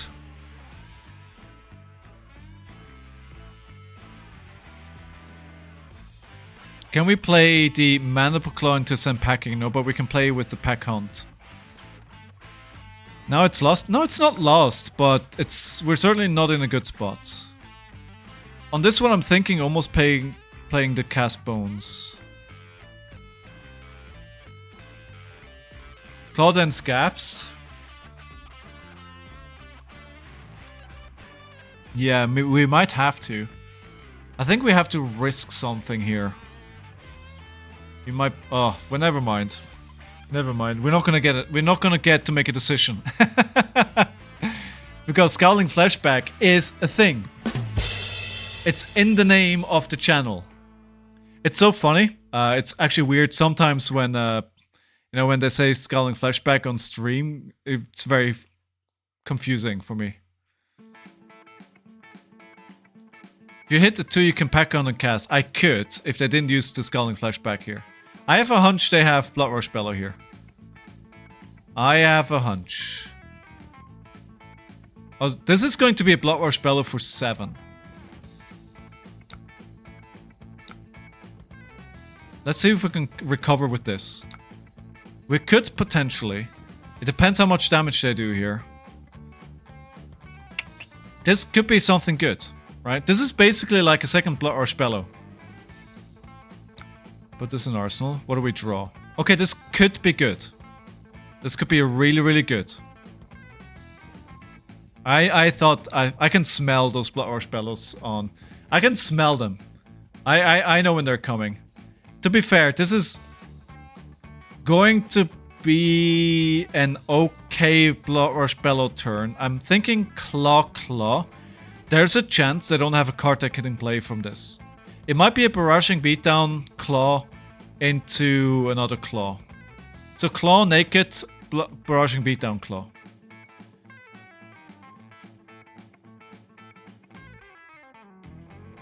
I want to not block here. I want to try and turn this around, but we're already so much. We're 9 life down already. This can get out of hand really quickly.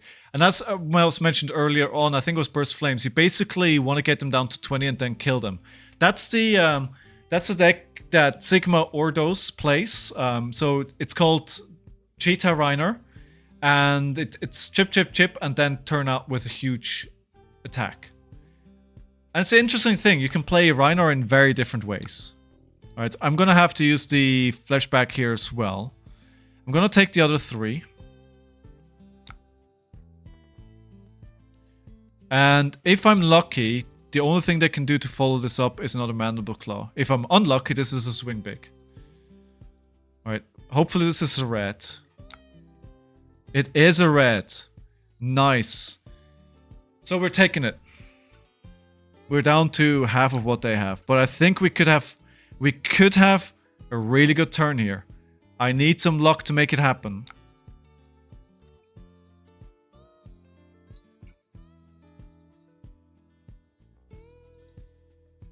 Let's play the Pack Hunt first. This is going to be 13 go again. I'm so in so much danger. 14 looks like a lot of life. I promise you, with Reiner, it's not. I mean, he did 13 damage with one barraging beatdown and with the Alpha Rampage. He could easily pull that off again. Easily. I miss Reiner. I miss playing Reiner. He's so good. He's so much fun to play. Alright, we're getting a lot of block. That gives me confidence that we're kinda in this. Now we have to hope. Ah. Alright. Okay. Fine. Your turn back on Rhino. I did. And you'll never let me lift that down, will you? I will hear that for the rest of my days. So, okay, so we'll do damage here. So that was 13, 18. We'll do this. And then we'll discard the actual wind-up. But do we want to keep the... there's actually a good case to be made for keeping the Wild Ride in Arsenal instead. Actually, let me do this.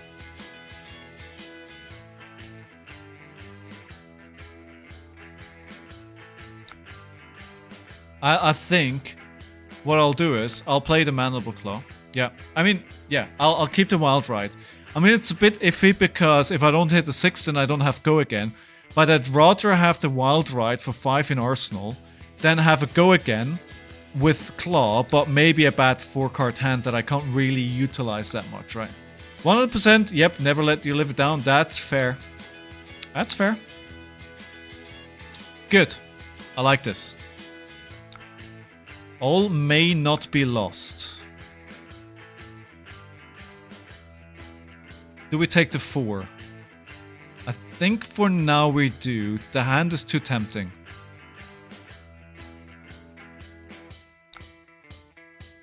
Let's not forget the mistake and not go into a situation where we're 2. Never turn your back on your main. Sometimes you have to.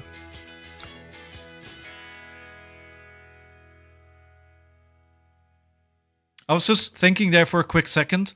Do you want to play the one from Arsenal first? You're right. Should go back to Kano. I mean, Kano is good, I hear. I mean, he made top 4 at PT, right? You should definitely go back to Kano. Alright, 7. What do we play after this? I could play the Savage Feast. That makes no sense. I could play the Wild Ride. Maybe the Pulping. To to push through some more damage. It's probably... I mean, Savage Feast or Pulping doesn't make much difference.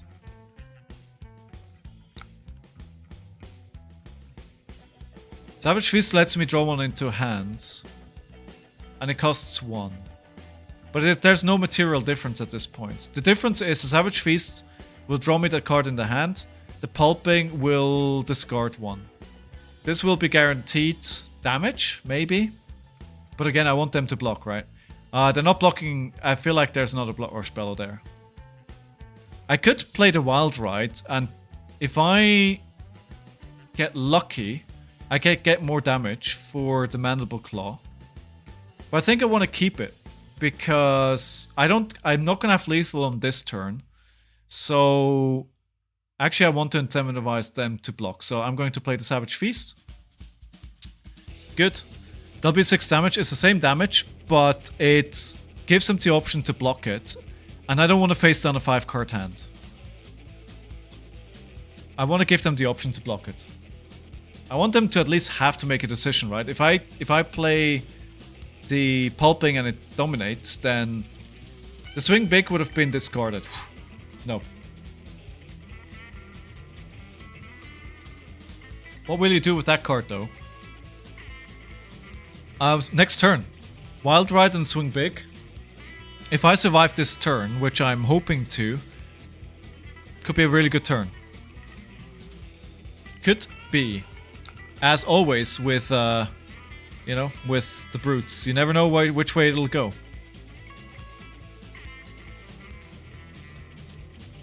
Okay, good.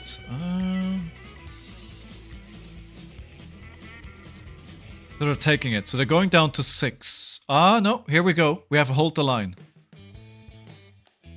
And it's actually going to prevent 5 of it. They're taking 1 damage. Okay. Okay. So 4-card hands. What do they do with this? There must be a reason why they didn't block. What is that reason? Show me what you got. What do you guys think? What do they have? Another Blood Rush Bellow? I don't think so. They would have made the decision much faster. So they have 1 Blood Rush Bellow, and I think I have 1 as well. Wait, what did they play? Just a Command and Conquer. Well, that's not very good, is it? I don't know why they didn't block more. Okay, so on our turn, we definitely... So if we play the Wild Ride, the Swing Big is probably going to get discarded. But we can play Claw, so that would be 5 plus 3 is 8. Swing Big does 8 by itself. So why would I play the Wild Ride then? We'll just play the Swing Big for 9.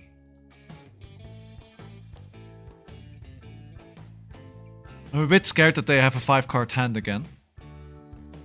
But I think I did have to block the Command and Conquer. It made sense as well because I didn't really have the way to play the whole hand, right? So if I keep that and I keep the 4 cards but I lose the arsenal, then where do I go from that? I don't know. Oh, so they're blocking 3. They're letting 6 hits. That brings them down to 5. Again, Rhino with all its intimidates might kill me from here. I still have 3 block in my hand. Not surprised they're blocking with Rawhide Rumble. Look who has come to us. It's Dogocam time. Say hello to Fitz. Hey Fitz.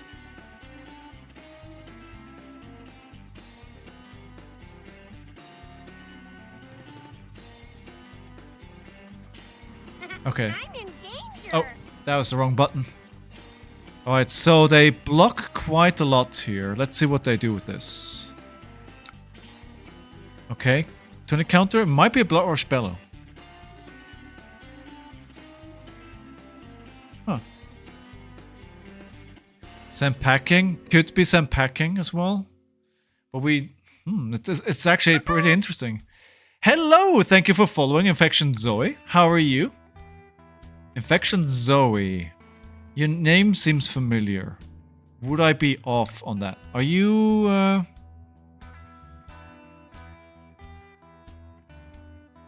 I'm doing very well, thank you very much, thank you. Welcome to the stream. Where are you from?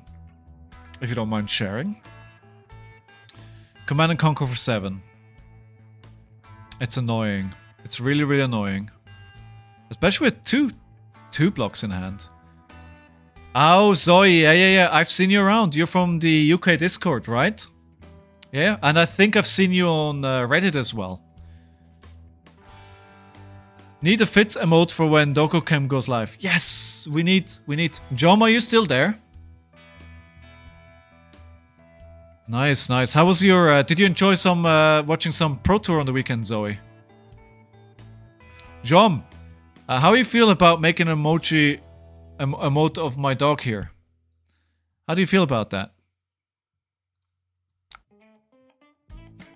Hmm? Are you down for that? Yep. You know the drill, it's a gamble. Dude, you're not selling your services very well. What do I block here?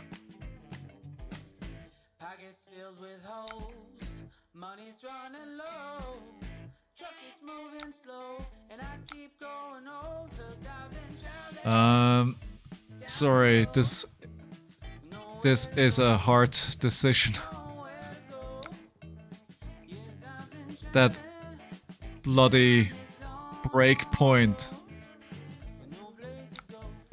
I could block with Apex Bonebreaker and with Scab Skins. Then that I could block with the whole equipment.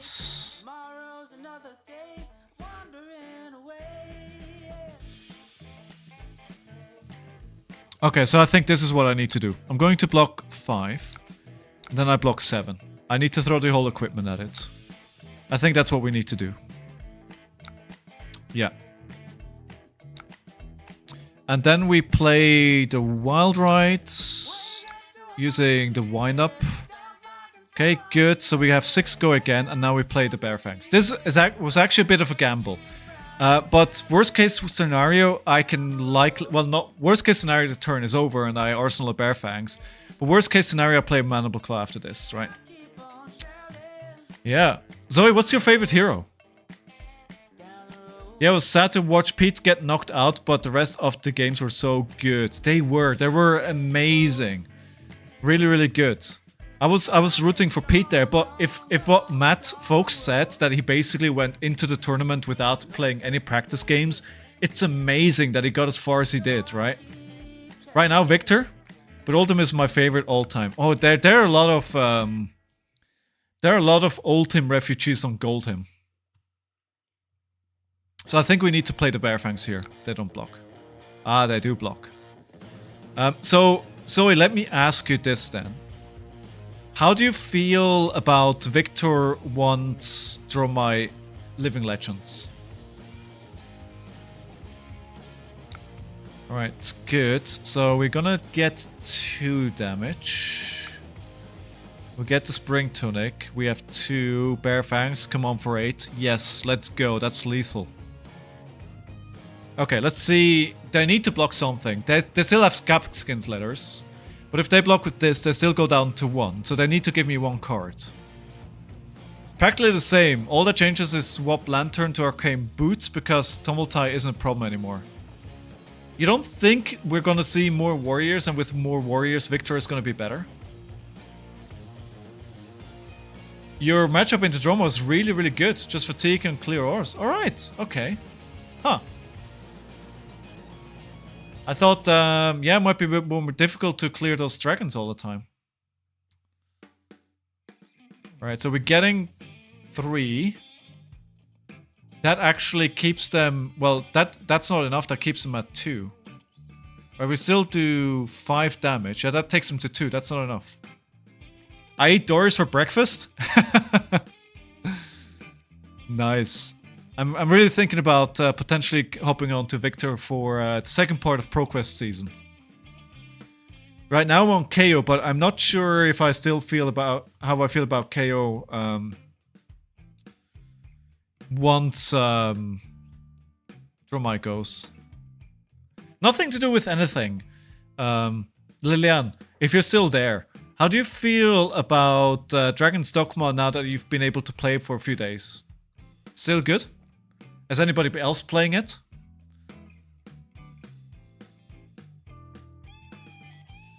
Hmm, 3-5. We're just waiting for them to make a decision here. There's much more they want to block.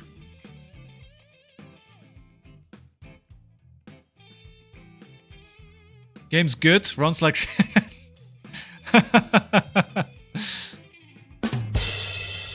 Yeah. Seems like you haven't bought into the whole genocide thing, huh? Alright, so... 4. What did I do with 3 cards?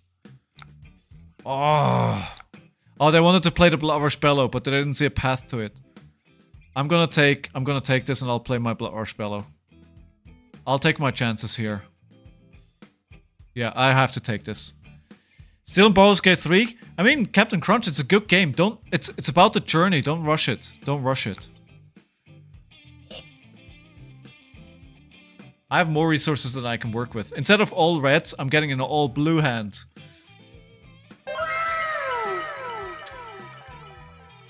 You kind of need the NPC for quests. Well, yes you do, right? You can't just go around willy-nilly murdering NPCs. So I'm actually debating playing the Smash Instinct here. It'll intimidate the cards. Yeah, I'm not playing the Swing Big, am I? Because Intimidate will be really good, and then I can arsenal the Swing Big for next turn. It'd also be much easier to play if I need to play another turn. My 6th playthrough. Whoa, that's a lot of playthroughs.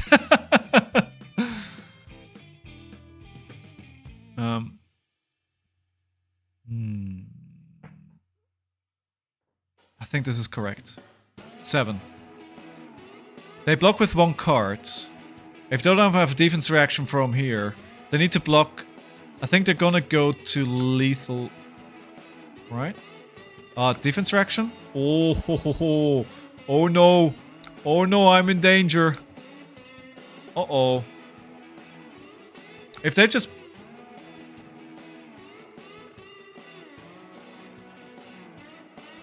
I might be dead here, guys. Oh no. You don't have anything to play that. You don't have any resources. Also, there's old school RuneScape is the way to go. I don't know. I've never played it. I have no idea. I mean, if they have the other one here, I'm dead, right? If they have it, they have it. It's that simple.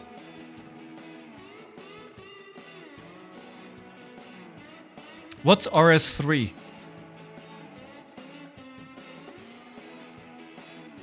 Okay. Well, I hope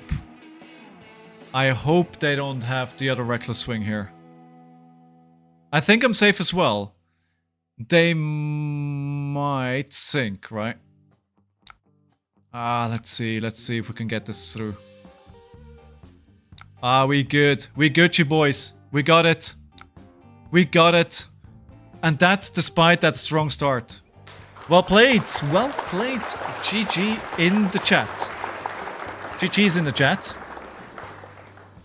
I know the Arsenal. Oh yeah, I do know the Arsenal. I do know the Arsenal. Now that you mention it. Just the outcome. 100% of people voted I'm going to lose. 100% of you are wrong. James, Burst Flames. Guys, what are you doing? You should have more faith in me. There are 2 versions of RuneScape. Oh, I got it. I didn't know. I was more of a World of Warcraft guy. Well, before that, I was a chat MMO guy, and then I was an Ultima Online guy, and then I was a Dark Age of Camelot guy, and then I was a World of Warcraft guy, and then I was a Warhammer Online guy. I played a lot of MMOs. What do we open? I remember that my PC struggled to play Ultima Online and made me really sad. Alright. What pack of Flesh and Blood do we open? Let me just put that to you. We still have Outsiders, we still have Everfest, we still have Heavy Hitters. I will also offer up Dusk Till Dawn and, of course, Crucible of War. You have 1 minute. Let me know and I will open that pack and we will see if we get something good. I keep forgetting to tap over and bet when I'm working. Oh man, too bad. I wish Warhammer Online was good. Yeah, me too, my friend. Me too. I used to be a huge Warhammer stan. I wanted it to be so... I wanted it to be good for so badly. But yeah. There's no Monarch, right? But yeah. I'm not keen to buy more Monarch, but I might because it's one of the cheapest boxes to get. So far, 4 people for Outsiders though. So it looks like we're going to open up Outsiders. And we are going to start scooching right over here. Always scaring the dog away when I go here. Very good. Outsiders. Let's see. Crack the foil codex. Oh, yes, please. Please. All right, let's open this up. Foil codex. I actually bought 2 random packs in at the Calling in Birmingham. Like, it was a terrible weekend for me. I played so badly, I lost all my games. I buy 10 random packs to gamble on a foil codex, and I actually opened up the foil codex of Bloodrot. It was amazing. It was amazing. Feisty Locals. Brush off, pack 1, pick 1. Don't forget that. Spring Load. Cut down to size. Twin Twisters. Isolate. Murkmire Grapple, Twin Twisters, Malign, Violent Touch, Short and Sharp, Spinning Wheel Kick, Wither, Seeker's Chile, Swifter Quiver, Frailty. What do we pick here? Are there any generics we want to take? It always trips me out that these sets have their cards in completely different slots, right? Spicy Locals. Feisty Locals red is spicy. It's a really good finisher, right? Because they might need to block it. It's a 0 cost and they might need to block it and then it's 5. When this hits a hero, cut down the size. If they have 4 more cards in hand, they discard a card. I like cut down the size. Holy crap, what? Oh, the opening? Yeah, it was amazing. Spring Load? I don't think so. I think I'll probably bring it down to cut down to size, Feisty Locals, and probably will pick the cut down to size. That's what I would do. Cut down to red is also good. It's a must block. Really good in Assassin. Yeah. Good, good, good, good. Right, we are not... Well, we're 2-1 today. We have a positive record. That's pretty good for my standards. Red Twin Twisters force that ninja. You could. You could do that. Or the red Isolate, right? I think it's a pretty interesting pack for pack 1, pick 1. Tabletop Sim. What do you mean, it's bad? For playing Flesh and Blood, you mean? For now, I have a positive record. I think you want to get muted, Burst Flames, is what you're saying, right? No. No for Warhammer. Oh, is it? I've never tried it. I don't think I would want to do that, though, honestly.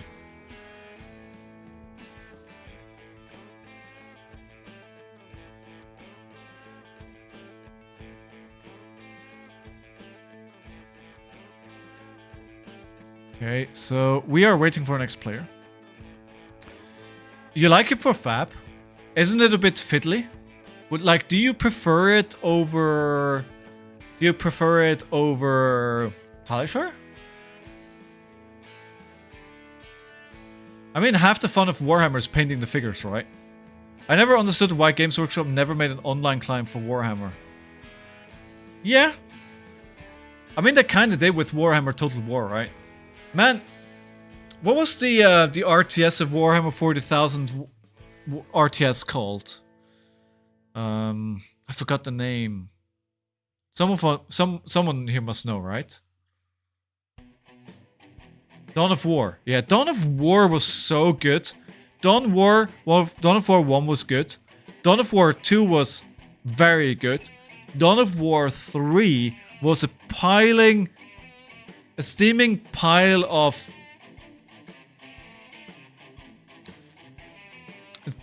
Games Workshop is weird. Games Workshop, they will give the license to anyone. Like, doesn't seem to be any kind of vetting or quality control when it comes to giving their IP to games. It's mad. It's insane. TTS is fine if you cannot play in paper, but you need practice to remember your triggers. True. And welcome back to the stream, Howling Minds. How are you today? Did you enjoy watching the PT? Greedy? Question mark? Good point. Good point. Good point. You like that approach, John? Because they get some hidden gems? Yeah. I mean, you know, it's like you say, you know, even a blind chicken finds a corn every now and then. Sure, you know, there's some good out there, right? Like the Total Warhammer series, the Dawn of War sometimes. I feel like there's more that I'm just not forgetting. Oh, or I'm forgetting. I tried Bolt Gun. I didn't like Bolt Gun. Yeah. There we go. Olympia. So you know, guys, what you need to vote here. I'm good. I'm floating while I write about that PT. It was so good, man. It was so good. Right, we'll go second here. River Fortress. We'll take some Clash, but I feel like this hero actually brings more attacks than others. Let's play 62. Vermintide. I wanted to love it. I couldn't. I also wanted to love... what's the new one for the Warhammer 40,000? Like, I wanted to... I wanted to like it so much. But I couldn't. Like, it didn't work. I feel like all the games that we had on stream were amazing.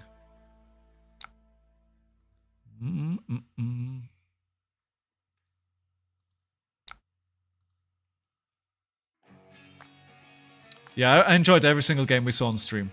Well, F my life here, right? Should have foreseen that. Should have foreseen that.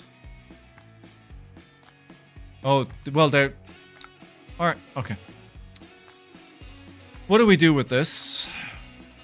Send packing? It's only 6, though. We could play this all the battery. That's not really good. The send packing will require block. Will Flashback lose to a hero without a text? Yes. The answer is yes. I'm in danger. And you know why? Because into warriors I have... Emotional damage.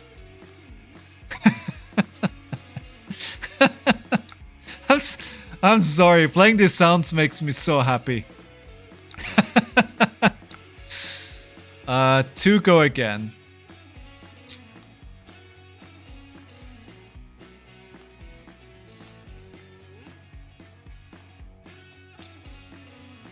Today's big announcement. Do you think they will ban anything? I think they're gonna declare no bans. I don't think there's gonna be anything. What does everyone else think?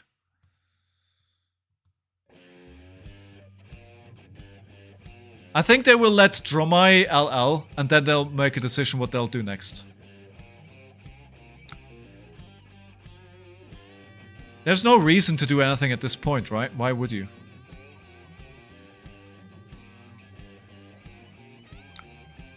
Okay. So, why am I doing all of this? I'm not 100% certain, to be honest. Because I can't really make use of my hand anyway.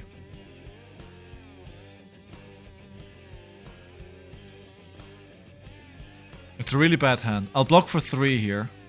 I'll take the 1. Hopefully that'll be all we get. We'll then play the Agile Wind-Up on my turn to get an Agility turn, the token a turn after. And we'll play the Bear Fangs, pitching the Beast Within. I think that's probably about the best what I could do with that hand. I'm kind of regretting not putting Runner in Arsenal, because having that there would be better than Swing Big, I think. I think we all agree, no changes, huh? I do wonder if they'll try to slow down KAYO's gaining L points so quickly. How much points does he have at the moment? How many points is FTCG? It's not that bad. I think if he would have won the calling, it would have been at halfway. 200 is not that bad. Alright, so this is a 2 go again. 35-35. We can have a pretty juicy turn here.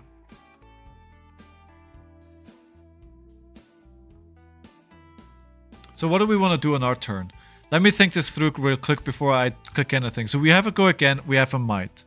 We could play a Send Packing into a Bear Fangs and we just leave this be for here, for now. Well, let's take it for now. 200 just over a month is still quite a speed. True. I think... But if a hero goes fast, right, that means it might be quite oppressive for the meta. So I'm thinking they're gonna let it play out. So they're gonna take... I'm gonna take a total of 8 here. I'm still fine with that. Ah, now we're not fine with it anymore. Okay, I'm taking too much here. Smart money is on me losing this game, by the way. That's where the smart money is. 7, good. I mean, this is good, right? Don't get me wrong, but I feel like I took too much damage to do all of that. 7, all right, we get a full block, and also the Violent Dynamos, the freaking Violent Dynamos.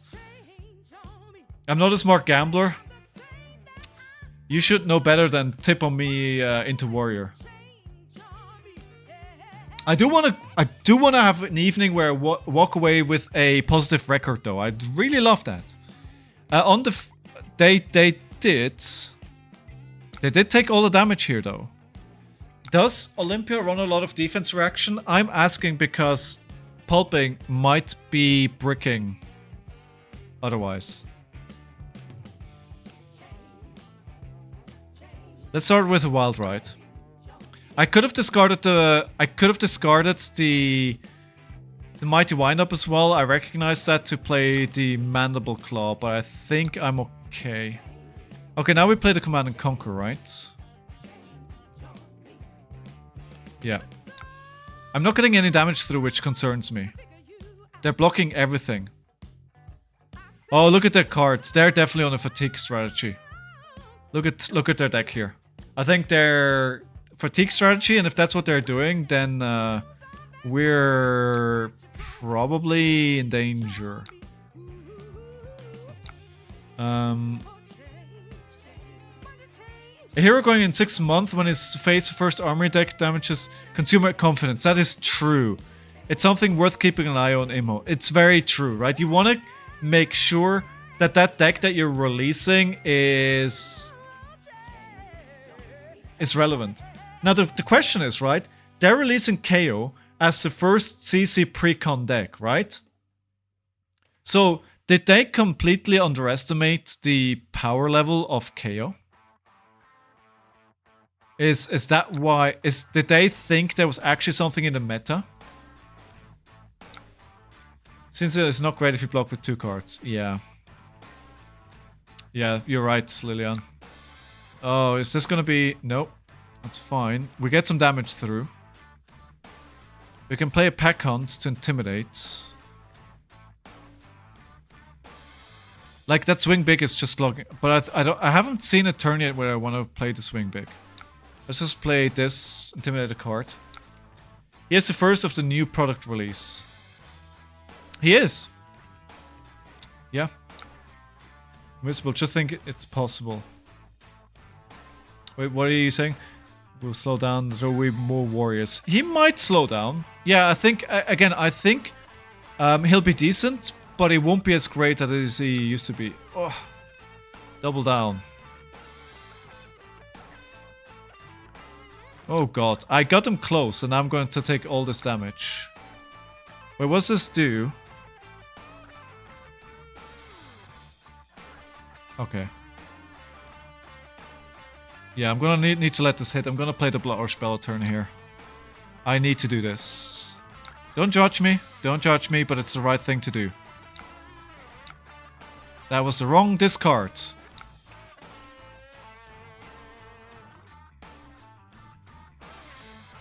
Okay, so we play the Mandible Claw. I'm thinking about rolling Scabskins here. Is that very bad? Hi underscore CCG. How are you doing today? Welcome back to the stream, my friend. How was your weekend? Did you have a good weekend? Let's play the Mandible Claw first. Let's go for a 6. Go again. I was expecting either Olympia or Betsy, as they're clearly the heroes that need the help the most. What do you mean, as in CC decks? But they wouldn't... I mean, hopefully, they're not going to release anything in those packs that you really need, right? Oh, this is so risky. Let's go. I'm a brute. Okay, that didn't do anything.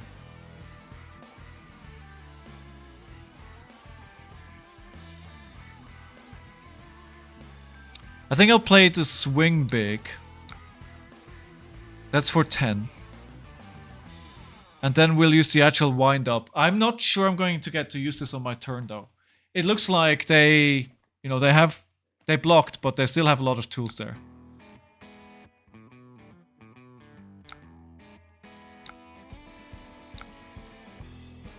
Okay, so we're trading pretty evenly so far.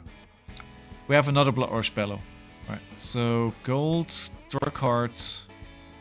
Streaming pack openings, and guess what? Dude, no way!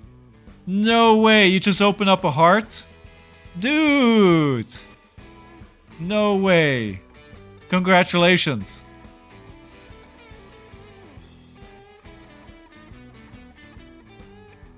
No way.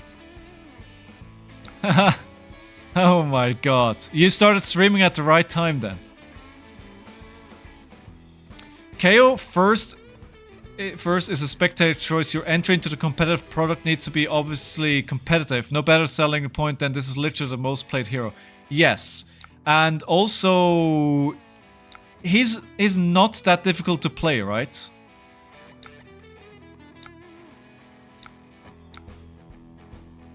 Actually, let me take this back. I'm going to play this instead. He's all things considered, he's not that complex.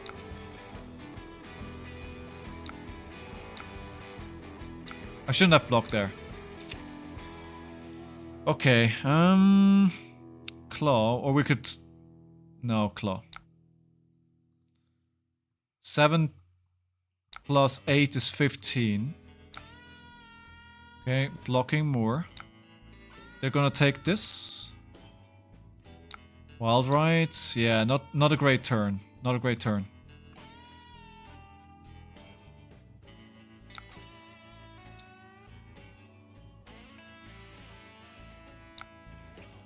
$10.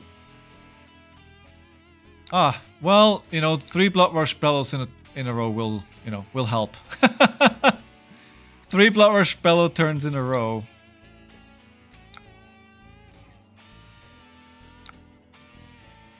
That'll help you win the game. Although, you know, we haven't won yet. I should have used the Scowling Flashback there on the first one. Alright, this time we got the right discard. Do we get blues? We do get blues. Alright, that's good. So we can do the Mandible Claw into Wild Ride.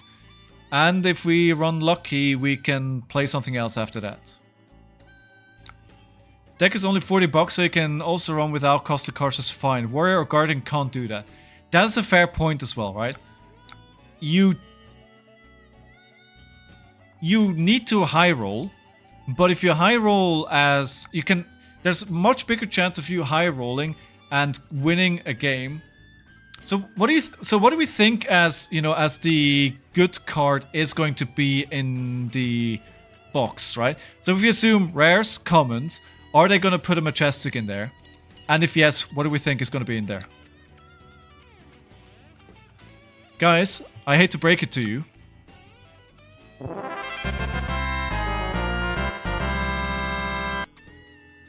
Ye of little faith. Actually, 92% voted I'm going to win. Amazon Coyote, good job. Ambient Night, good job. Burst Flames. Cast Bones. Blood Rush. I mean, Blood Rushes are pretty cheap, right? Blood Rush could be in there. My first thought when I asked the question was as well, was going straight to Cast Bones. All right, we open another pack. What do we open? And remember, the Majestics go into a pool. If you predict the games right, you just need to predict one game right, put the result in the Discord, and you will get into the lucky draw for one of the cards that I open up on stream. So just remember that. You definitely want to vote. It's if I win, and what I open up, because you double dip on what's gonna happen. Heavy out and Crucible of War. 1 minute. I just really wanted to have a Tunic, but not for that price. It's not gonna happen for that price. You stand by your choice. I mean, history would tell us that more often than not, you're right, Burst Flames. Like, I don't blame you. I'm so slow to play, I just made a prison player quit mid-game. No! You should have let them know at the start that you're learning the game, right?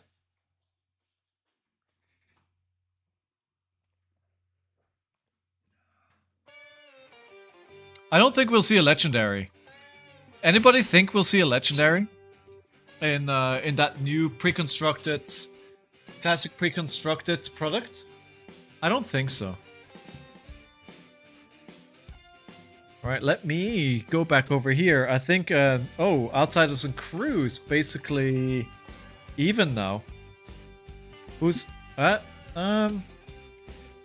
still have a lot of Outsiders, so let's open that up, right? So I have a lot of that. No legendary? Yeah, I think agreed. There's no way they're putting a legendary in there. Kashyyyk Horizon, Ravenous Rebel, in red, instant pick, Freewheeling Renegades, Wither. Always reminds me of Withers from Baldur's Gate 3. Spire Sniping, Razor's Edge. I think that's pretty good. Backheel Kick, Infecting Shot, Withers, Toxicity, Plunge, Humble. Humble is a good card. Cut down to size. Waveend's Crest, Bloodrot Pucks, and a Frailty. I think for pack 1, pick 1. I think I'd actually like a Humble. Oh! Oh! Oh, I'm sorry! I'm sorry! I'm sorry! I'm sorry! You know what? I'll just have to open up another pack, right? I don't make the rules. That's the way it is. I'm gonna add a counter for sure, but I'm also going to open up another pack. Them's the rules. I don't make the rules. Like, I don't make the rules. If that was a Marvel, it would have been so funny. Oh yeah, can you imagine? I couldn't even make content for other platforms if that happened. Feisty Locals, Spring Load, Come to Fight. Come to Fight is good. Brush Off, 1-2 Punch, Spire Sniping, Infect, Falcon Wing, Isolate, Bleed Out, Wreak Havoc, Lace with Inertia. Deadly Duo. Seeker's Leggings, Barb Castaway, and nothing good.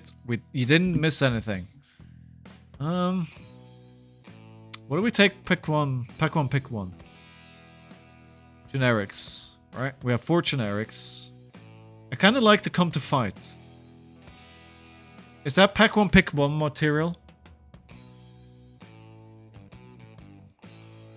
Lace with Inertia. It's good. That's Lace with Inertia. Is that it's only Ranger, right? Infect, Spire Sniping. Yeah. I don't know. What do you guys go for? Lace is solid if you want to force Ranger. Yeah. Isolate is great if you want Azuri. Alright, so there's a few good options then. But honestly, you probably want to try and stay open, right? You know what I should be doing now? What I should be doing is end the stream because I'm on 3-1. But instead, I'm going to do the silly thing and continue playing because if I end the stream now, I could say I have a positive record. I'm a professional. Me before doing something cripplingly a professional. Yeah. You know, it happens to everyone. Oh, another mirror. The only game we lost today was a mirror.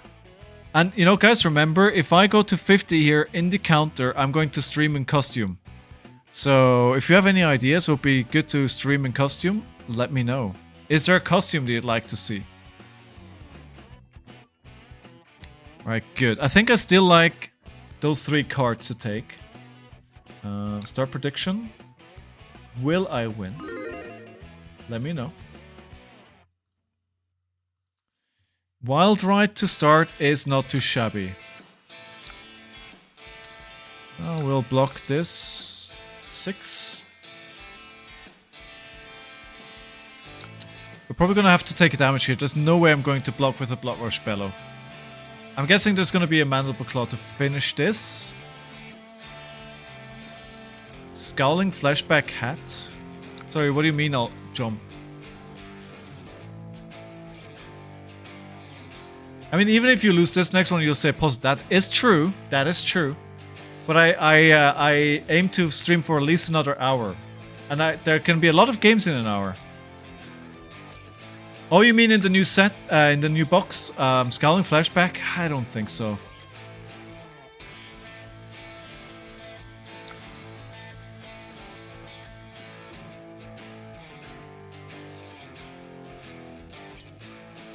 I think I'm gonna want to get them to block here. Oh, cosplay! Oh, cosplay! Oh, sorry. I mean, if you can find a flashback, if you know where I can get that.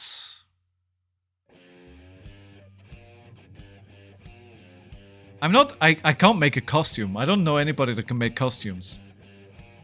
So we'll have to have something that I can get off a costume shop or something.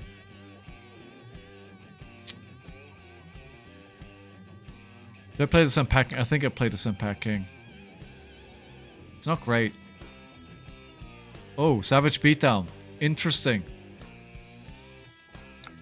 If they block this, yeah, they can't play it. They're not gonna have enough cards to play it. I would love to wear a flashback. No. Oh, that's still the same message. I'd love to do that. I just, you know. Oh, well. Frick my life. Because I have to block this.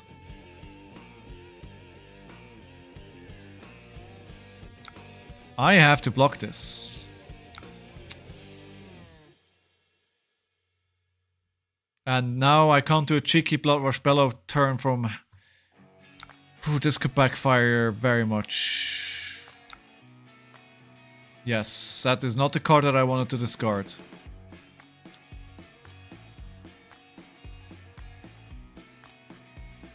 not what I wanted. Good. Yeah, if anybody's here, alright, who's new to the stream, again, if you have any questions, please don't hesitate to ask. Oh, this is so bad.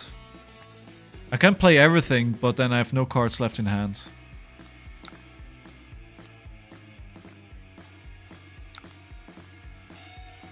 Because this costs 3 and this costs 3, right? So I have 2 resources left floating now. So I'm gonna need to pitch one of these cards to play one of these cards. And if I don't play one of these cards, the turn is very, very bad. I might lose my second mirror in a row here. It's all about tempo, right? And I do think they absolutely have the tempo at the moment. You're totally new to the stream. You are not. You're a big fat liar. But you can still ask me any questions you want. You know, anybody can ask any of the questions that they want to ask. I reserve the right to not answer, but you're literally new to Fab. Yeah, right? You just kind of decided to write articles because nobody was doing it.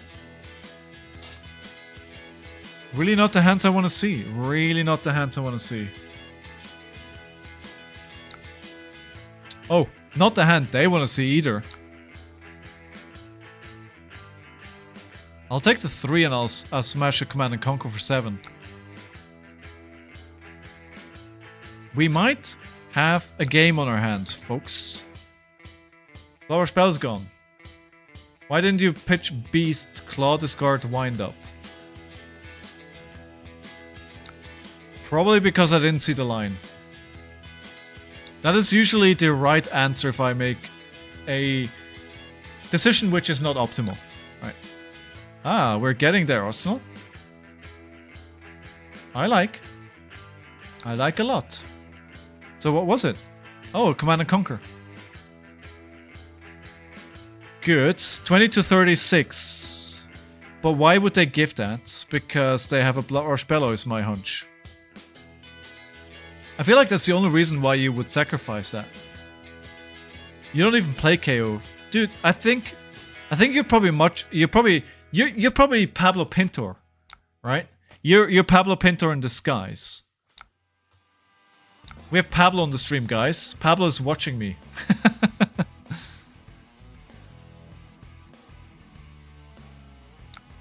Oh, right. Okay, 14. I think I don't want to block this. It's 14 damage, but I have a good hand. The Scowling Flashback is not good here. I could use the equipment. Block 2 damage, but I think I'd rather keep it for later. I'll just take the 14 damage.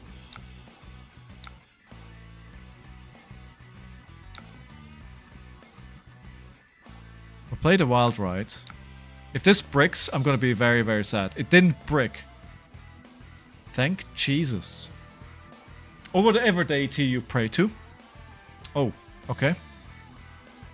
I think that should be fine. Yeah, that's fine. It doesn't make a difference.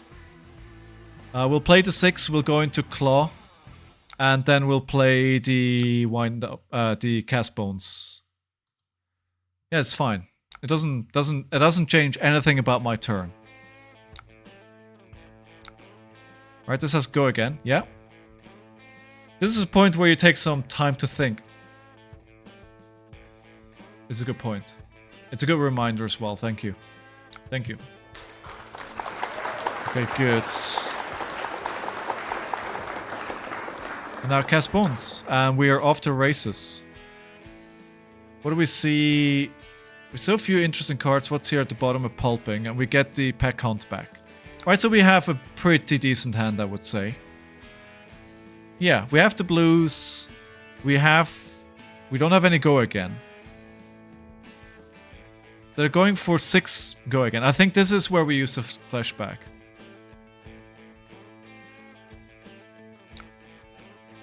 I think Breast Frames, you're trying to get banned hard today, and then you help me with that, and then I go like, no, you have a good point there.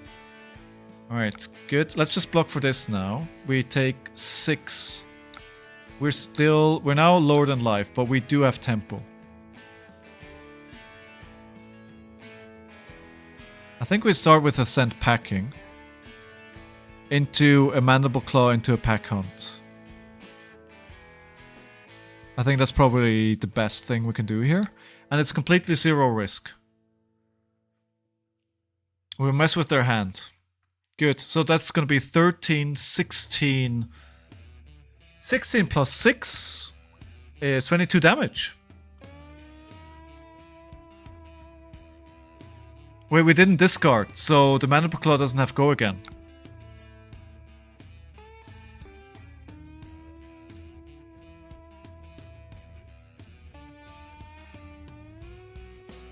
I pitched the wrong card.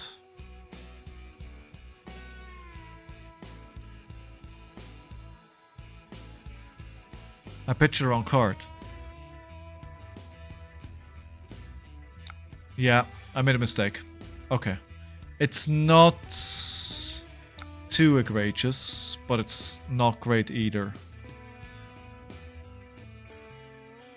How many Command and Conquers have they played already? We've seen one. We could put the Beast Within in Arsenal and bait them.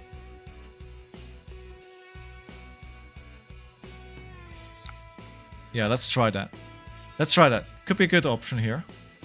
6. Welcome everyone and all. In case you're new here, my name is Scowling Flashback. I play Flesh and Blood professionally on stream. And the reason why I do this is because I'm preparing for the Pro Quest season in a desperate attempt to try and qualify for Pro Tour Amsterdam. I'm currently signed up for 5 Pro Quests, and I'm thinking about doing a 6th. So there's quite a few tournaments that I have a chance to play.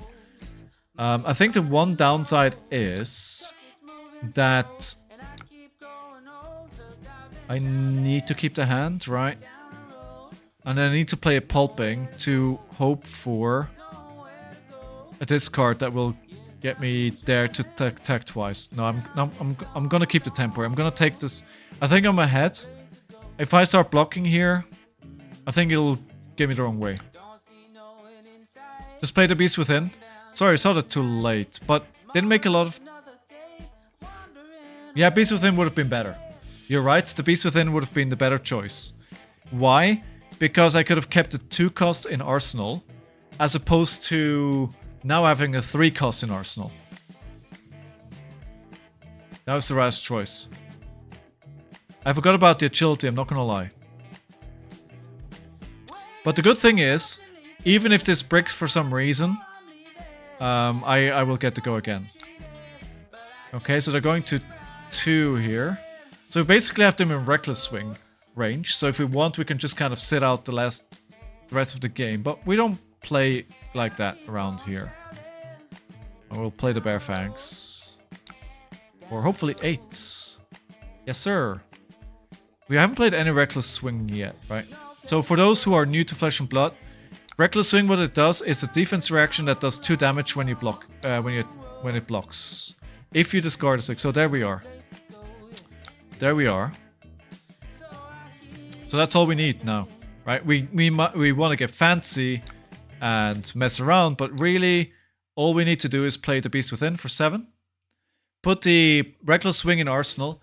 And I don't think I have any non-block cards in my deck which could mess up the turn, right?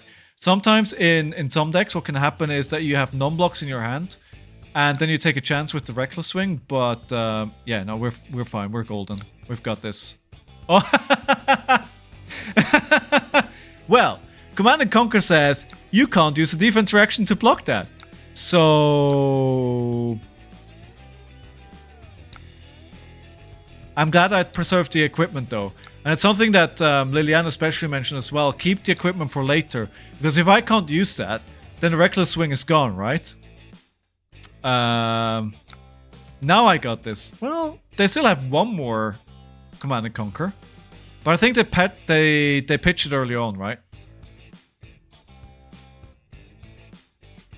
So we'll see. We'll see.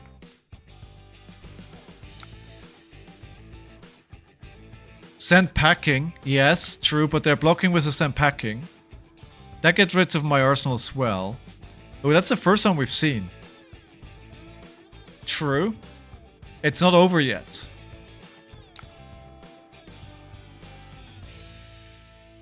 Okay, so do we play the actual wind-up? No, we don't. So we'll play it now. I use the ability, and then we will put some pressure on them as well, right? The less options they have. They have an instant, interesting. Let's not mess this up here, right? Let's stay focused. Let's not make a huge mistake here and somehow give away this game. Like, this game should not in any way be in danger of being lost. We might just win it by purely pushing for damage.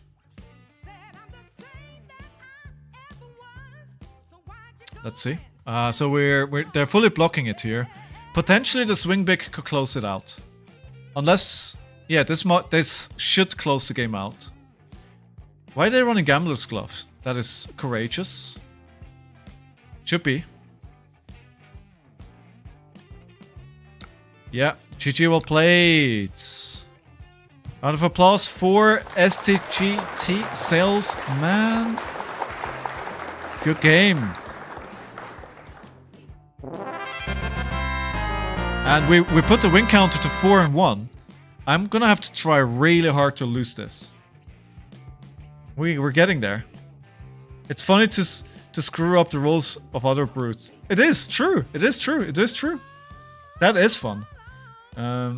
Choose prediction, choose outcome. Yes, we won once again. New poll. What do we open? Crew. Heavy. Dusk Till Dawn. Dynasty. Or Everfest. We've just opened a bunch of outsiders. I'm not giving you guys that option this time. Let me know what you want. Yeah. And if you want to support my pack opening addiction, you could potentially subscribe to this channel. Either because you like it, or because you don't want to see ads, or you have a Twitch Prime subscription lying around that you're not using anywhere else. All of those are valid reasons, in addition to wanting to support my pack opening addiction. Because I was thinking about this the other day. When I start winning a lot, this can get very expensive very fast. Yeah. So I might have to rethink in the future, actually, if I start winning the majority of my games, if I have to change how we're doing it. It's time to play worse, right? I just have to drink like a whiskey every time before I go live. Alright, Heavy Hitters, Everfest. We haven't opened up a Heavy Hitters yet today, so we'll do that. Don't let me forget to change this. Not again. Alright, let's see. Maybe we can get a Marvel and I can sell it. Wallop, Agile Engagement, Wild Ride, Concuss, Assault and Battery, Lead with Heart, Rising Power, Wage Vigor, Test of Strength, Glory Seeker, Money Where Your Mouth Is, Golden Glare, Take the Upper Hand, Lay Down the Law, Ether Arc. Ether Arc, alright. In the expansion slot, so not viable for pack 1 pick 1. This is the last penny sleeve as well. Woo. Right, is this card any good? Is this something that Wizards want to play? Good card. Alright, so what do we pick here for pack 1 pick 1? Again, let's take a look at the generics first. That's the generics. Test of Strength, Money Where Mouth Is. I don't think I like either of those. So what else then? Golden Glare is not slam dunk pack 1 pick 1 like the hat for Betsy is, right? Wage Vigor. 3 for 7. Keeps you open for Guardian and for Warrior. It's only a 2 block though. Wild Ride Red, maybe. Wild Ride Reds are very good. This is actually not a great pack. What would you guys pick? Is Test of Strength pack 1 pick 1? The Red Wage is also good. Yeah. Wage Vigor. Yeah, I think one of these red 7 for 3s could be the sauce here. Yeah. Yeah. Ether Arc, we got a Majestic. I would go 3 for 7. Okay. It's a pack and drink every win. The problem will even out. That is it's a very yes. Yes. Yes. Alright, Ether Arc. We go back to the main screen. I think I'm gonna put this on the list. I think this goes on the list. I'm not a wizard player, and I don't think I will ever be. Not unless there's some new spicy warrior. Sorry, warrior. Wizard, of course. Not warrior. Alright, good. So we're doing well today, man. Maybe it's the PT rubbing off on me here, right? It's all these KOs doing really well. So we've got 4-1. Good. I mean, the KO... I mean, let's think about the KO. There could be more people trying different decks that they've seen on the weekend, right? And it could be that the Pro Tour, like, gives the game more visibility. So there's more people trying out the game today than other nights. People are hoping for a new wizard. There was a rumor there might be one by the end of the year, Ambient Night. I think there was... So, James White or somebody from LSS did say there's going to be a all arcane damage set in the near future. That doesn't say wizard, right? But it could be. So it could be the next set is all wizard. Right? Or all... Yeah, that could be. I just... Stare collection the wizard cards now that they're cheap, waiting for the next wizard. Yeah, I mean, that's a good idea. Oh, Katsu. Katsu is a hero I struggle into. I really struggle with that new kind of Katsu. I don't think I can race him. There's no way I can race him. I'm going to take some of these non-blocks out. Yeah, let me put the 3-block here, these ones in instead.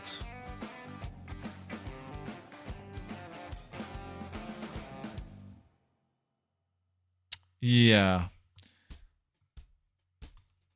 There's another wizard on the horizon, stay tuned. Source man who owns gold foil Metacorpus 9. Man, you pulled a good one there, right? The gold foil Metacorpus node, that's a good one. That's a really... If you're gonna win like an RTN and you're going to open up a gold foil in that kind of setting, that's it, yeah? Japan got a reveal with ninjas. Why can't Tampa get a reveal with the pirates? True. True. I keep forgetting this, by the way. I'm terrible.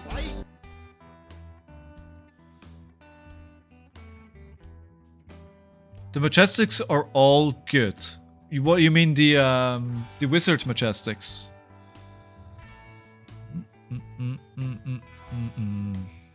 Do I use the Faithful Scene here already? Yeah, because I don't want to block with any of the other cards here.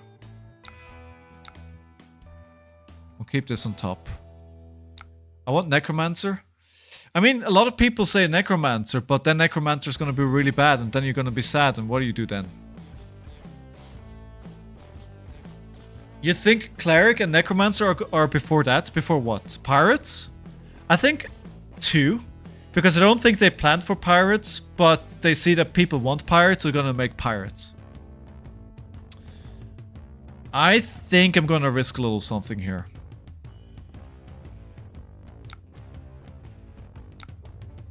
That worked out. That could have been absolutely freaking terrible.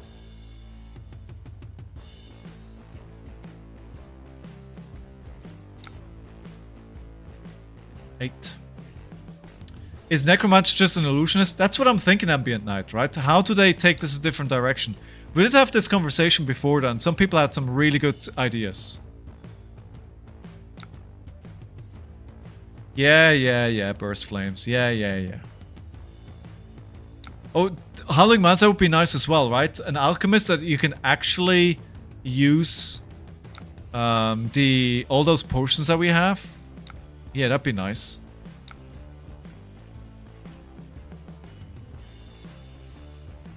Okay.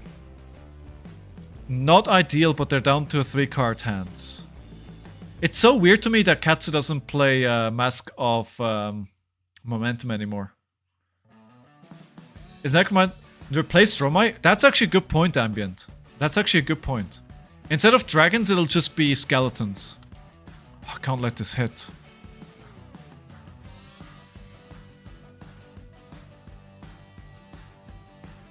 I'll let this hit.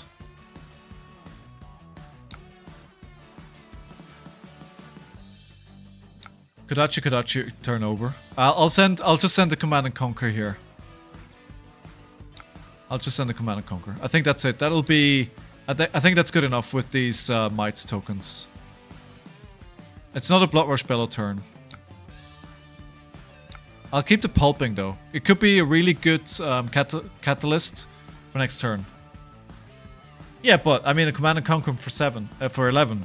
Well, I'll take it.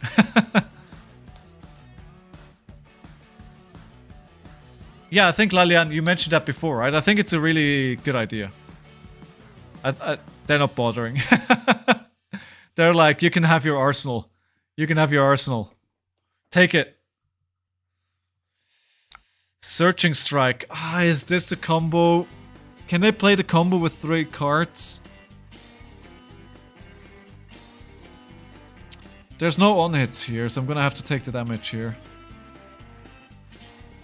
Oh, Art of War. How big can they go? I mean, they might block a CNC. Right, they might block a CNC to protect their arsenal if it's really important to their plan. Yeah, Ambient. Yeah, that would be a fun way to do it. Kind of makes the idea of stuff like poppers not as big if it's just a single strike in. True. True. Or some fun interactions with the graveyard, right? I'm still wondering how the new mechanic for the chief or the new resource is gonna work. If this hits, draw a card. Well, we know what we're doing then here. Because we're not letting it hit.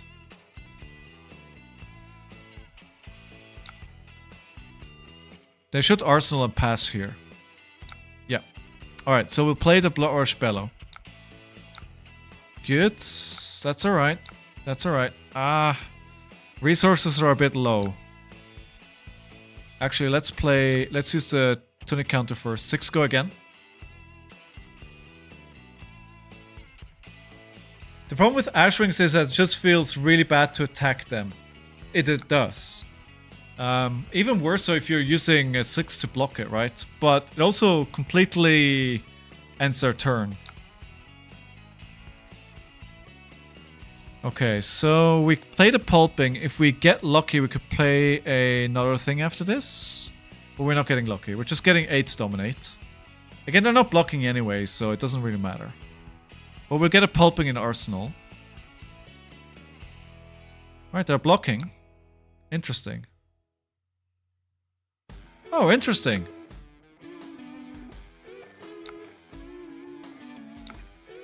Huh, I didn't think they were gonna block. I'm with you guys. I'm surprised that they're blocking. So we're going to play the Pulping. Oh, War. Yeah, of course, War. This is a strange deck. I think this is a bit of a... Let's try this deck. Kind of janky kind of deck. Please no defense reaction in Arsenal. Please. Please no.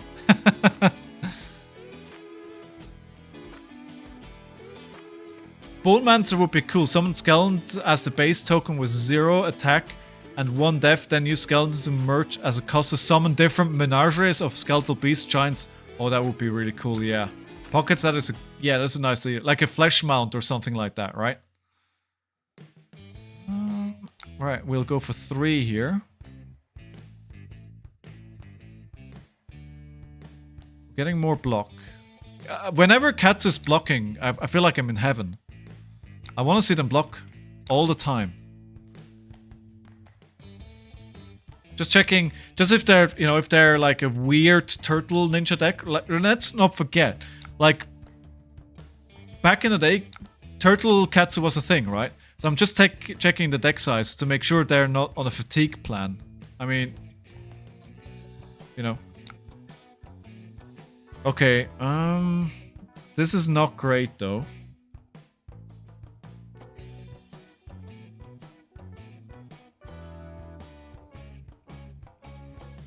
Turtle Ninja will play the other mask. Okay. Makes sense. I think I'm gonna have to roll Scab Skins again here. I can't just attack with one card.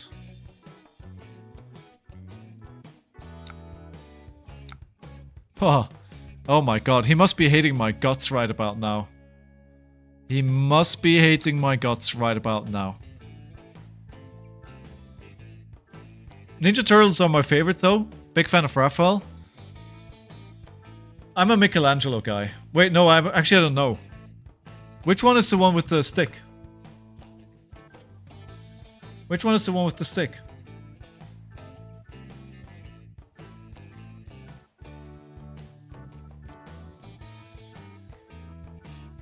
Just checking that out. Donatello. Okay, I'm a Donatello stan. So can we attack with everything else here? I cannot. Leo all the way. I mean, almost... What other favorites do you guys have? So we've got one Leo, one I'm Donatello. There's a Raphael. Well, Chichi, well played.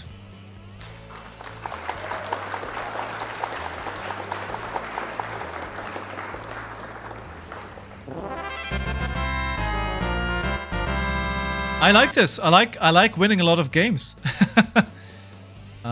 Who voted for me winning? Let's see. Nobody. Are you serious right about now? None of you voted. I'm going to win.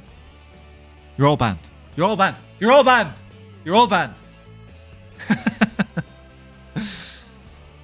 Oh. I did say I struggle into it at the start, right? I don't think this is the kind of deck that we saw at Pro Tour though. I think this was something else.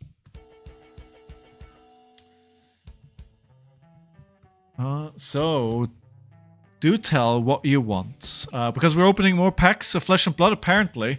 I'm getting poor today. Today I'm losing all the money. Damn, again forgot to vote. Dude, Captain Crunch, what are you doing? You're not paying attention. I said it.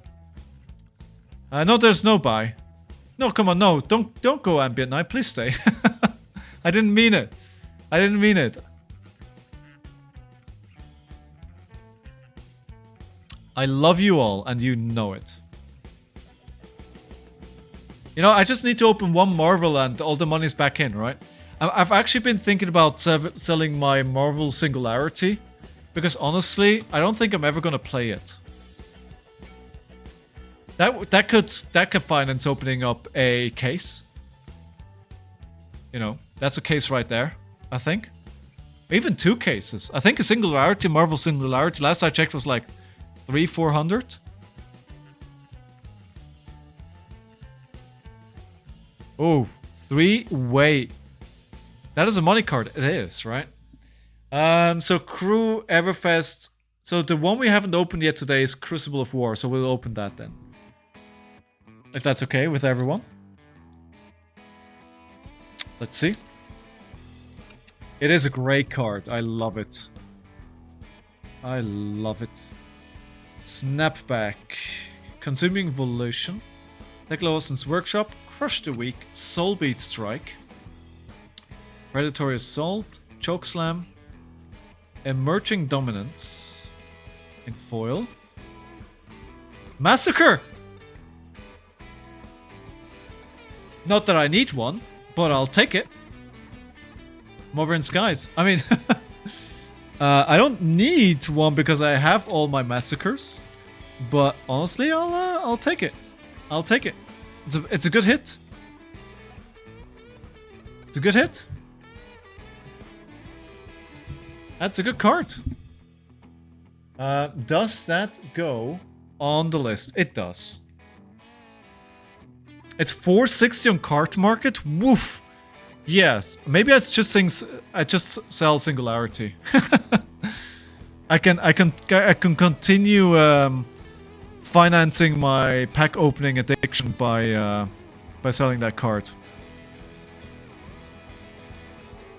We've had a couple of back-to-back streams with some good packs, honestly. Before that, it was pretty dry. But yeah, now we've been opening legendaries and we've been opening 2, 3 majestics. Yeah. Sell it now for the new set. Get a case easy. True. True. And this is this way. There we go. Sort of. Okay, good. I mean, we're just rocking today. Gathered in the Great Hall. And by the way, just because I haven't said anything yet tonight, I gotta take a quick second to chill my YouTube channel. I have a YouTube channel under the same name, which I have all the streams uploaded as well, and I also do some other things. We have a lot of videos here. I also did some videos on dead trading card games. I just did a review of 24 Hours, the TV show, the trading card game, and I enjoyed doing that. It was actually a lot of fun. And if you want to know why the hell somebody thought that doing a trading card game on 24 was a good idea, I suggest you go watch that. Sell it for the new set, get a case easy since you do play Ninja. Yes. Yeah, I think it's a good idea. It's actually not a terrible idea. Sometimes you have good ideas, Burst Flames. Sometimes. The TV show, the TCG, the video. Yes. Exactly. We need to go deeper. We need to go deeper than that.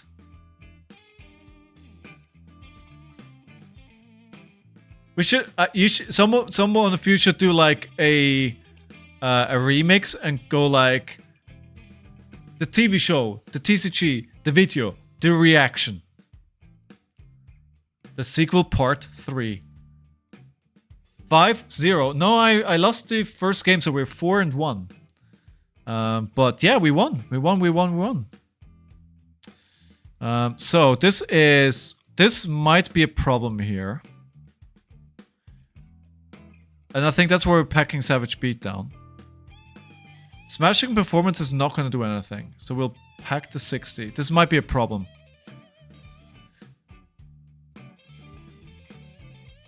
Let's see if you guys are right this time around. Yeah, you definitely should vote if you want to win one of those cards that I'm opening up. All that spice. All that spice. What's everybody's plan for playing Flesh and Blood this week? Do you have any tournaments coming up? Any armories you're playing? Is anybody going to Phuket to play the calling there? That'd be amazing. Dude, I'd love to go to Phuket. But yeah, it's not happening.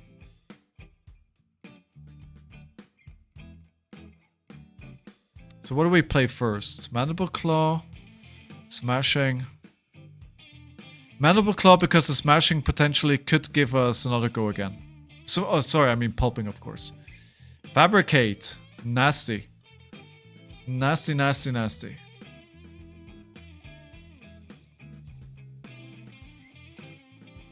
So this really comes down to... yeah, how fast can we go?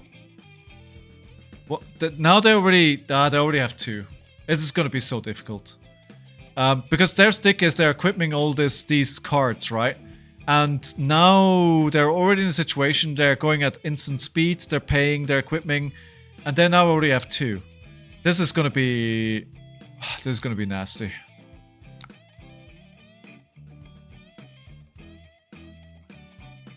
Yeah, I don't know how we win this actually. If I drew into a 2-card hand, this is actually pretty good target. They play cards that get rid of my arsenal cards, right? So the Beast Within is alright. But probably later in the game. It's a bit... Ah! Now I showed them. That's not good. Ew, yikes forever. Okay, do I need to risk? I need to risk. I need to risk. I'm gonna roll eventually a 1 tonight. It's gonna happen. Oh, here comes the third one? Are you kidding me? 3 turns, 3 evos? Oh my god. Yeah. Yeah, I think I'm gonna call it right now. This is very, very close to being GG. They can't block the Command and Conquer though, so... I mean... Well, they can with the equipment. Oh. Wait, how did they get this out at instant speed? Wait, what?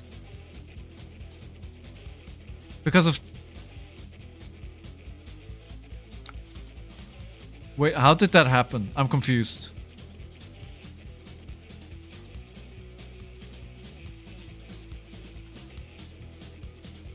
Okay. Yeah, okay. Techno power. Okay. Well. It's not getting better, is it? The sand packing could be good late game. Bit worried about having the resources for it. Oh my god.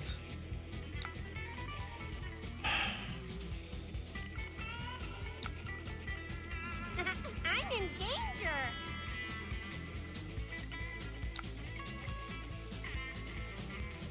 Yeah, I don't think this will turn around for us. I really need to have big turns here, and if my big turns brick like that and I discard one of my best cards to go wide, like that, then honestly, I'm not gonna block here because I can't block. I can't block. It's just like, I need to take the damage. I need to try and make something happen. The one time I remember to vote, I'm sorry, Captain. I'm sorry. I'm sorry. It's probably all because of you.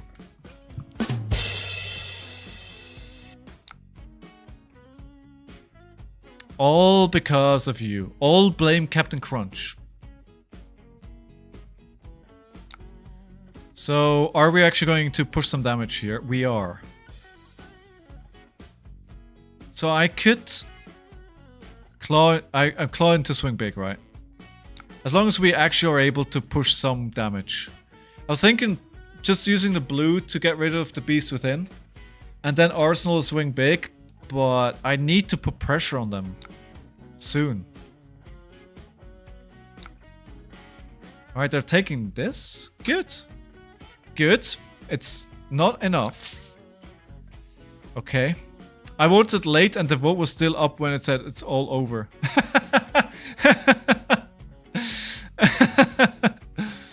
Do you have regrets there? I feel like this is terrible, but I have to try. Oh good, this is okay. We'll just play the Savage Beatdown, right? For 14.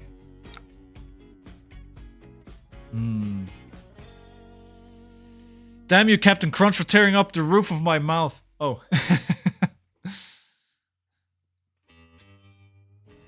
Captain Crunch is a cereal, right? You can still boost the Singularity like I did yesterday. Boost? What do you mean, boost? Yeah, I mean, but they're not gonna boost. Breakfast cereal. Yeah, I like how breakfast cereals say, oh, you know, part of a healthy, balanced diet. It's not really. It's not really.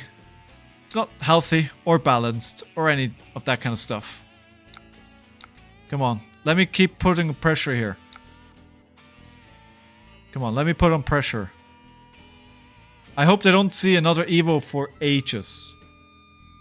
I mean, honestly, the remembrance being gone is quite good for me. Oh, good. Alright, fine. That's fine. Yeah, this is good. This is good. I like this. Me gusta.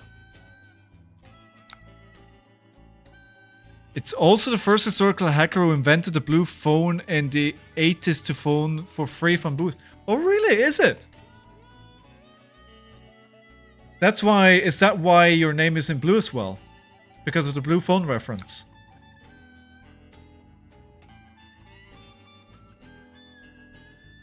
He was himself named after the seals. Alright, got it. So we need to get rid of this beast within, right? Or do we use the agile wind-up? Ooh, this is difficult. I think I want to continue going wide, so we're gonna use the ability. It's random? I'm not even blue on my Twitch. Oh, yeah, but you can change it, you know that, right? Aha. So, let's start with this card that's been stuck in there for a while. And then we'll play the Wild Ride, and if we're lucky we can finish it with another claw. We've been going strong here now. We've been boosting, dare I say it. Okay, Wild Ride, come on, don't whiff. I would laugh if it was the second Blood Rush Bella. Oof, but a swing big, that hurts. That hurts. I'd want to put this blue in the arsenal, but I'm wasting resources if I'm using it for that, so let's not. Ah, they're taking all the damage here. They're taking way too much damage, no? Huh. Scrap trader. Okay, so that means they can... Yeah, so they're getting the third and fourth piece now. Well, now I'm in trouble. They can equip one on this turn and then they equip one on next turn. Oof.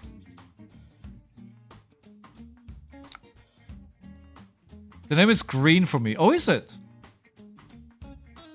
You can pick the color if you don't, it's random. Yeah, exactly. You can pick it. We can change it. Burst Flames is in red now. Well, now you're confusing me because I'm used to you being green Burst Flames.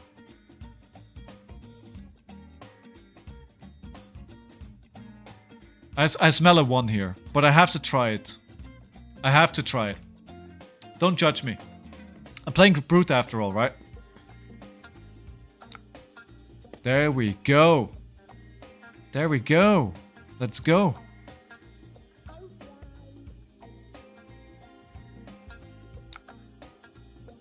I'm doing this so I can turn on claws, but that was pointless. No, it doesn't matter. No, sorry. Okay, then let me take it back. That was pointless. Because it doesn't do anything. I don't have enough resources to really play it. It's green on my screen. My name is always dark blue, but shows some on green on your screen. You're gray here, Ambient Knight. I can see you as gray. Red for the win, obviously. But isn't blue for the win? Come on, let me push some more damage here. They're choosing not to use their head equipment to block, right? So, oh, there we go. Here, so now, yeah. So now it's gonna get really difficult. Oh. Alright, Wild Ride. I didn't want to pitch that cast bones, but I have to. Another Fabricate here.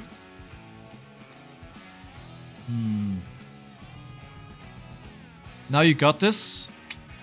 I believe. If you believe, I believe.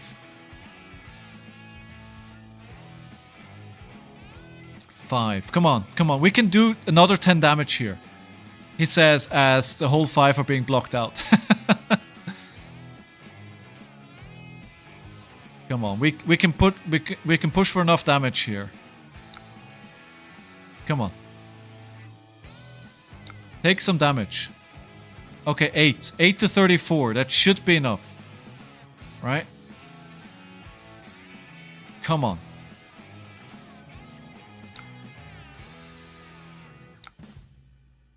This is so risky. They could have a defense reaction in Arsenal. But again, I have to try and keep the pressure up here. That's 2 Swing Bigs and a Blood Rush Bellow gone. Those are 3 of my best cards. Okay. They don't have a defense reaction. They wouldn't have played it like that otherwise. So we play the Bear Fangs for 8 here, right? Yeah. Come on. Come on. Give me your hand. I'm worried we're gonna see the 3rd Blood Rush Bellow soon and it's gonna be discarded like the other one. We're getting pretty close there.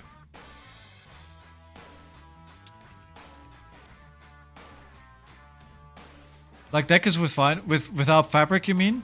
You think Fabric is the big one that is really... Oh, okay, that's not what I wanted to see. Not without another point. Oh, Swim Packing. Oh, I mean, I love this. I love this. Yes, block with all your Terminators. Yes, please. Sir, I love you. Sir, thank you. 28 to 42. They could fatigue me.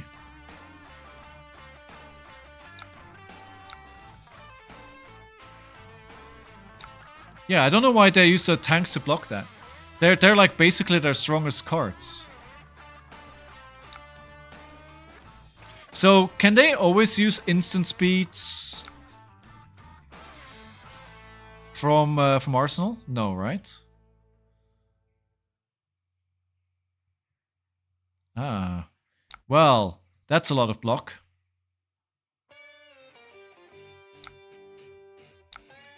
That's a lot of block. I was thinking about send packing, but I feel like I need to use my Mandible Claw a bit more often to get more blocks there. Let's okay, let's have another 6 here. I mean, they could just block it all out again, right? Yeah, it's just another. How do I get past this? I mean, the problem here was Fabricate, right? That was a problem here.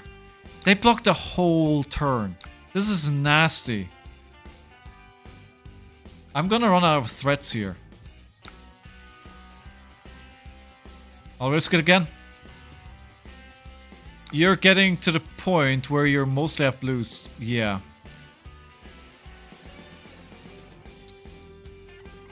Yeah, I'm starting to get there. Really starting to get there. Alright, here, Command and Conquer. Yes, I mean, it's safe. Rolling. The rolling is... No, now he can save... like, the Terminators are really, really good now. Like, he can punish. Like, those attacks can punish now. You gotta be really careful at this point. Okay. I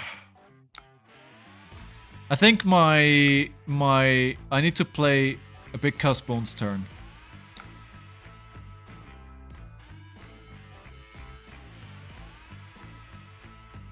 This is risky. This is super risky. If he has no evos, the deck can't do anything, so it's fairly safe to roll. I guess it's better than into other heroes, right? Roll. I'll see. Oh, real. Oh, you only. I thought you were telling me to roll. I might yet. The Reckless Swing. I'm playing too fast. I should think more about what I'm doing. I feel like I'm playing too loosey-goosey. This is one of these games where you watch at at PT, where they're very methodological about what they're playing and when, because you know what you're playing into, and you need to be very careful to push for the damage, right? Which I'm not doing. I'm playing loosey-goosey, which is the reason why they are at the Pro Tour and I'm not. Alright, this should do some damage here. Good. Good. Oh, yes, sir. I only need a Reckless. Why not? Give me a Reckless.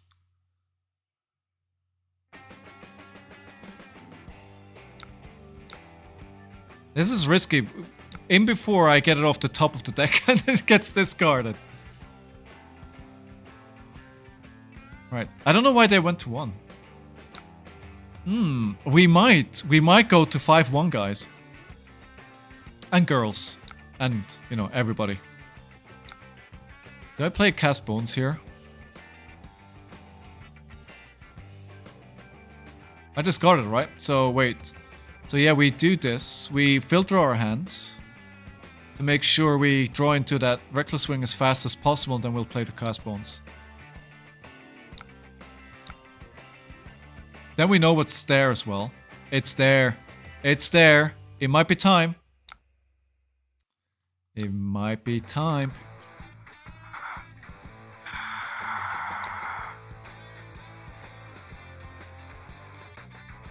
They know as well. So... And we can just play a... I mean, we can play a Claw for a crap ton of damage. Mandible Claw? It's good for a bunch of damage.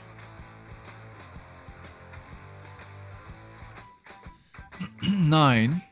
And yeah, guys, if you like the stream and you haven't followed yet, please follow. Because I'd love to get to 270. That shall wind up. Of course we're going to attack. I think this should be lethal anyway.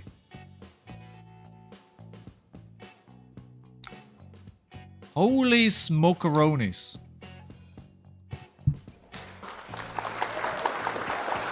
I wouldn't believe it. I wouldn't believe it. If you told me earlier today that I'm going to be sitting at 5 wins and 1 loss at this point in the day, I wouldn't have believed you.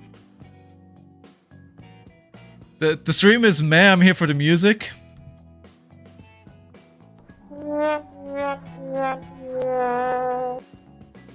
Fair. Fair. That is absolutely fair. Alright, I mean, we're opening up more packs. Oh my god. Oh my god. Alright. What do we open? So many packs today. Dusk Till Dawn. It would be amazing if we opened up a hand-strong card, right? That would be so good. Imagine. Imagine the scenes. Like, I don't even know what I would do if I opened that. I get pretty emotional when I open up a legendary. Imagine I open up like a hand-drawn card in Dusk Till Dawn. It's going off the walls. One more game. I need you to chant it. I need you to chant it. The damages? Yeah. To be fair, I can probably trash the living room and sell that card and still be fine. You know, it's like, it'll be fine. It'll be fine. Do we know if one of these hand-drawn cards from Dusk Till Dawn has actually sold? Who's going to be the... Oh, there we go, Everfest. I was going to say, who's going to be the tiebreaker? Alright, let's go over here. I don't think it's going to change, but let's wait. Alright, let's go. Let's see if we can get something else good in here. The hard part is finding a buyer. Yeah, I'll just text Post Malone. Right, I have Post Malone on speed dial. Wild Ride Red, Wax On, Outland Skirmish, Coalesce Mirage, Veiled Intentions, Shrill of Skullform, Timekeeper's Whim, Seismic Stir, The Foil, Potion of Luck, 100 Wins, and that's it. 100 Wins is a good card though. I love the AEA, right? Yeah, that is the hard part. Yeah, I'm just gonna call Post Malone, right? Alright, you said one more game. We'll do another game. Let's see if we can push this to 6-1. Come on, let's go. Let's go!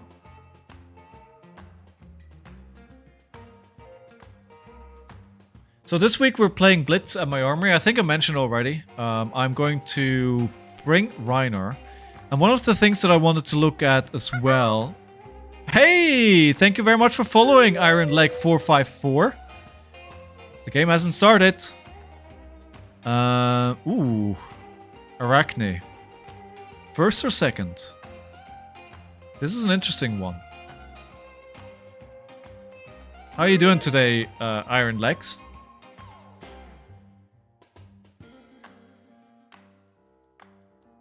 What do I want here? First or second? I'll go first. I wanted to go second. I pressed the wrong button. Alright, we're going to play all of these. We're going to play less of these and less of these. More blocks, less non-blocks. A bit of defense reactions as well. I think they're going to try and fatigue me, so we're going to bring a 65 deck. 65 card deck.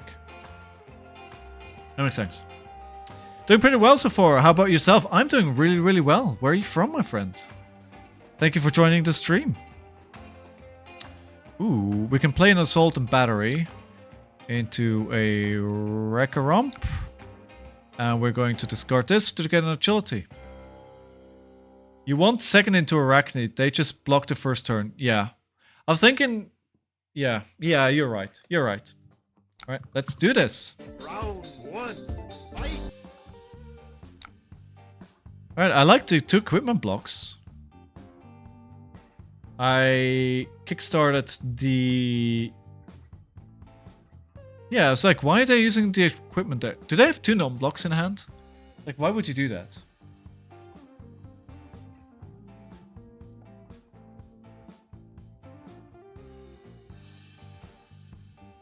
I don't think I want to block here. Southeast US. Wait, southeast? So southeast would be like Florida? Is that southeast? Ah, Eradicate. I assume you want second for Teklo 2. It doesn't really matter into Teklo, I think, because they can do their thing at instant speed, right? Alabama. Oh, okay, okay. That's in the vicinity, but it's not. Ooh, I know what they're doing here, right?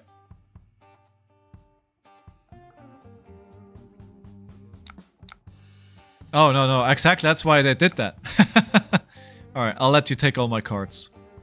It's gonna be 7. Yeah. What a terrible decision. I shouldn't have played another card. Oh my fucking...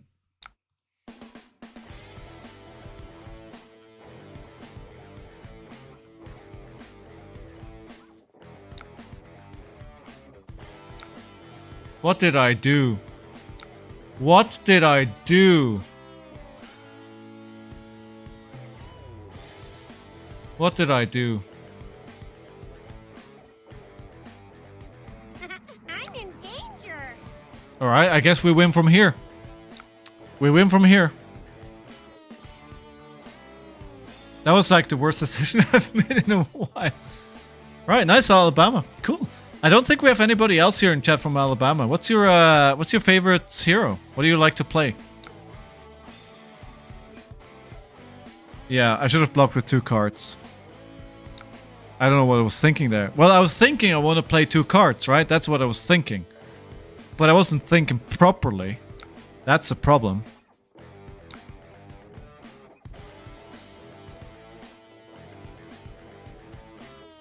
That's a problem. Well, that was certainly a decision.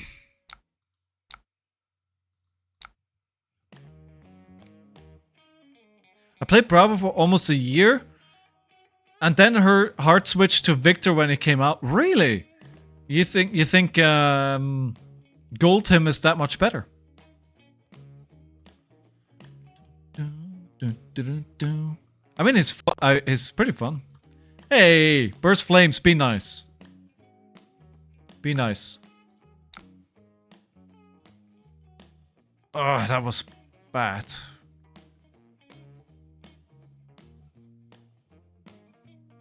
That was bad again.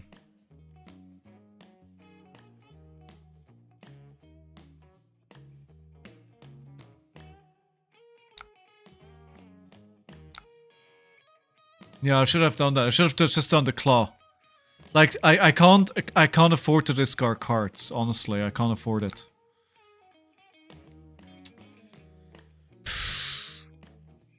I don't really care super much about this card.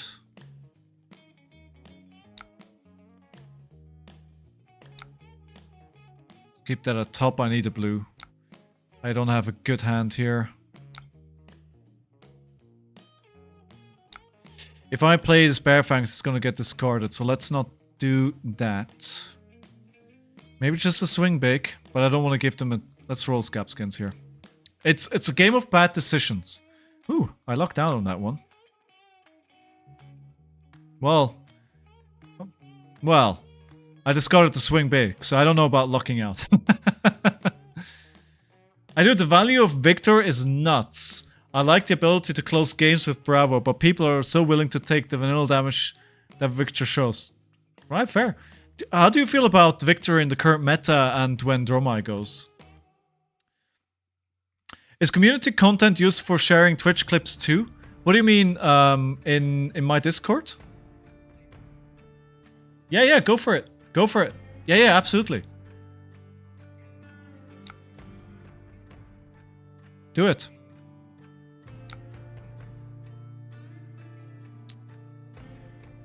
Okay, the Wildride is not going to achieve anything. Ah, oh, man, now they're just gonna... Oof.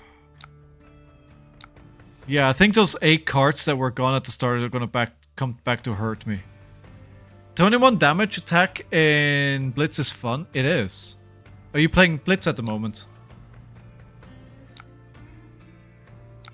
Alright, let's keep this Wildride, hopefully.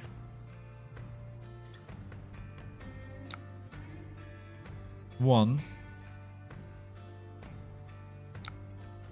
Oh, wait, give me a second.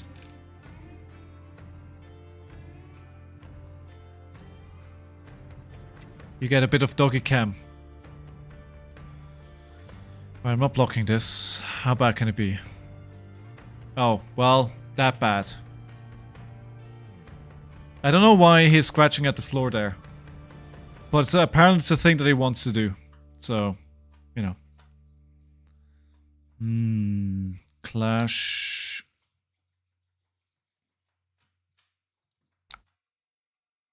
I need to block.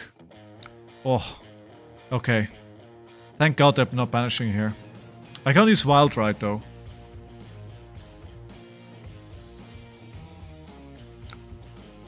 No, I need to keep the Blood Rush Bellows. Like, I honestly need to keep them.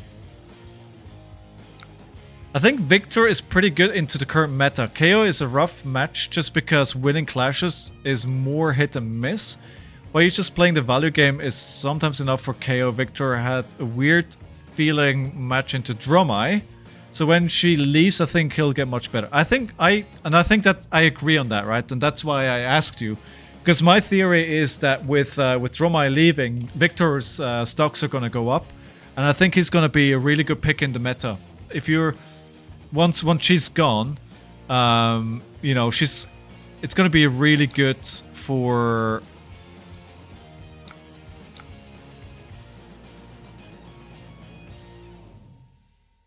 It's going to be... His donks are going to be good. Yeah. Teklo as well. Yeah, with Teklo, I might want to bring Reinar then, honestly, because Reinar, you know, those Intimidates will take care of that hero.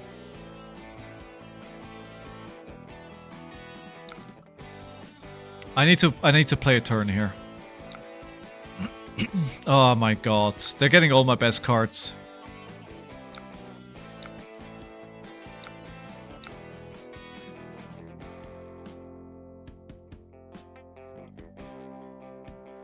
I don't think I played the Wildride here. I just attack for 6.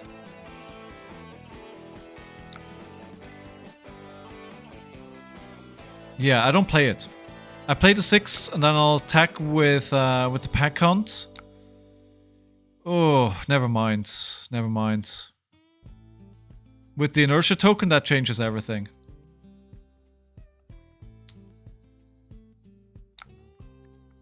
They're not playing it? Oh, they took the damage. Okay, I mean,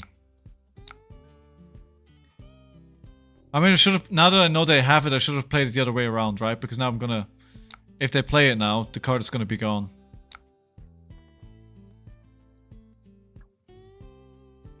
So we actually got them at 18 life, right? So I think we are putting on the pressure.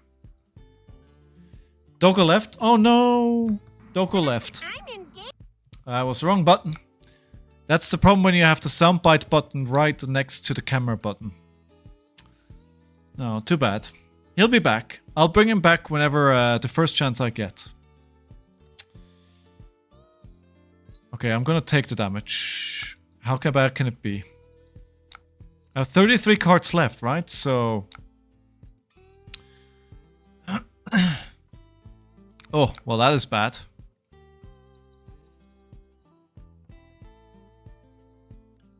Yeah, that is bad. That is bad.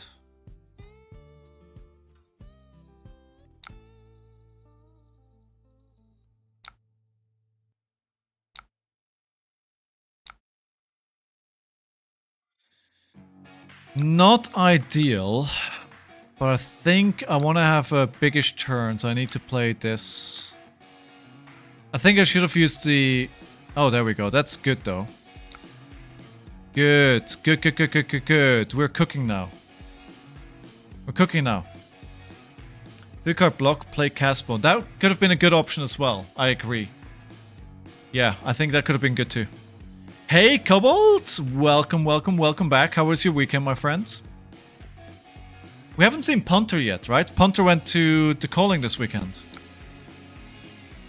Orangey Bell is out, yeah. Yeah, indeed.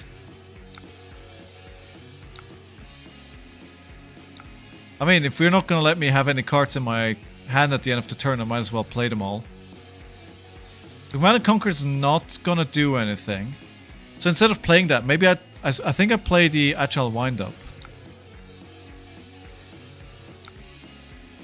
Yeah, let's keep the Command and Conquer. Was Jill? Good, good, glad to hear it. Any Flesh and Blood this weekend for you?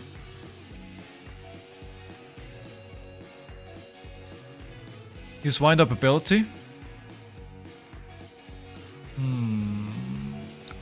Could have been an option, yeah, you're right. Yeah. Yeah, you're right. Too loosey-goosey again.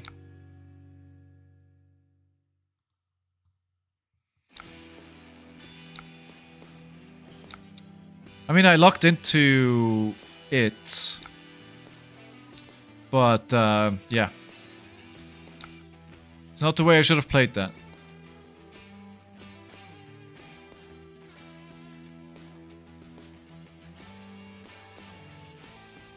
No, we need to activate the Mandible Claw first, right? So we can attack with Mandible Claw and swing big.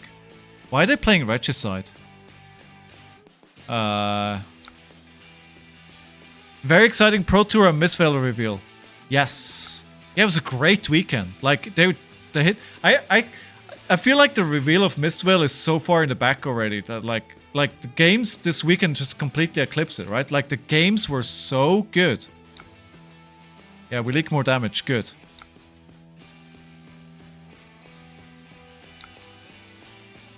Okay. So we're gonna take the 4. Yeah, we're gonna take the 4 here. Take 4. I'm still way ahead in life at the moment. Okay, so we're gonna lose 2 cards. Alright, a defense reaction. And a clash. Okay. And then we play the Agile on our turn. Because what that will give us is the runner will get go again. And will... well, it has go again, so it creates an agility, right? Yeah.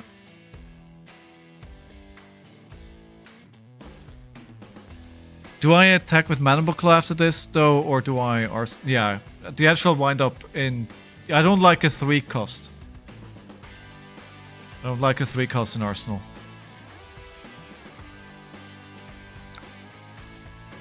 Just to answer your question, Iron Leg, don't think Dromai... I mean, I don't know how much Dromai is gatekeeping Teklo, to be honest. I don't know. Maybe somebody else knows.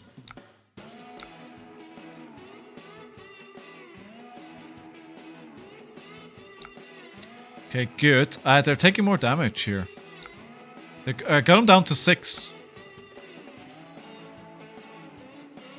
Okay. I mean, we're gonna lose more cards, but I feel like if I keep the pressure up here, we're in a good spot. So we can play a runner to do the same thing again.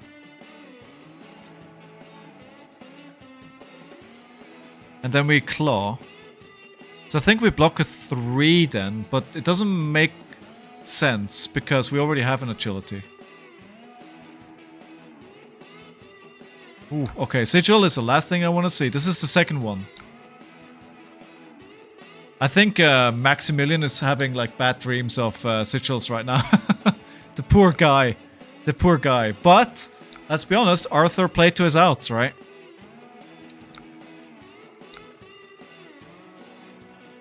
So we're not gonna be able to give Claw go again this turn.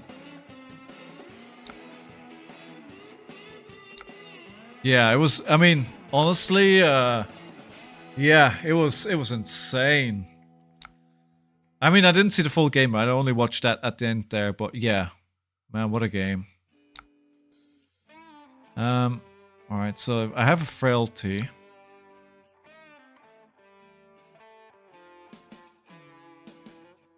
If I have a frailty...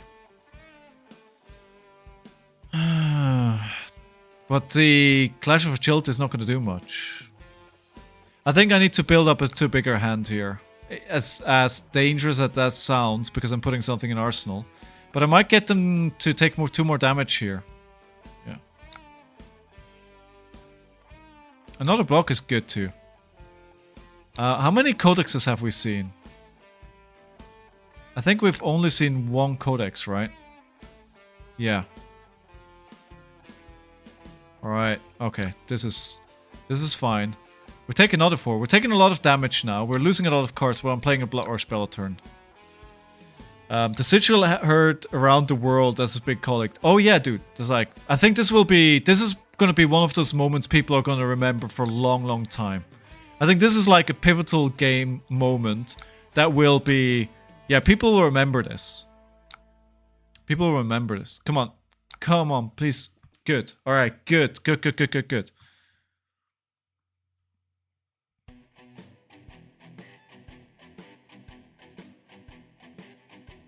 What do I play first though here? I think the Clash, right? Yes. Because this is a concern-free go again. No. We have a go again through the agility. So we play Claw first, this first, into Claw, into Bare Fangs. Yeah. I'm very tempted to play Command and Conquer, but I really need that to generate value of that +2 damage I'm getting off Blood Rush Bellow. So I think this is the line to take to, because now I can get the +2 twice, right?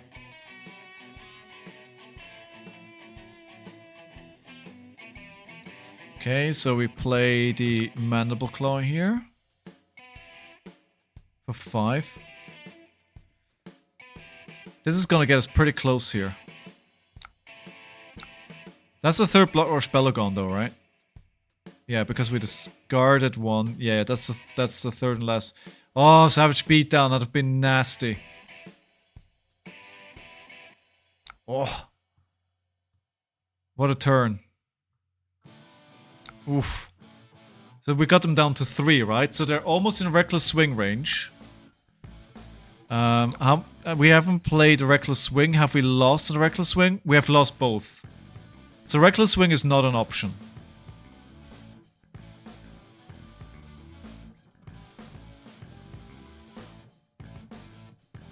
There's no way for me to put on pressure here. I roll Scabskins. Come on, let's go. Okay, no foul, no harm. It's all good. All good. We've got 16 cards left. I am worried I might not be able to generate a turn like that again. Not without a good Scabskins roll.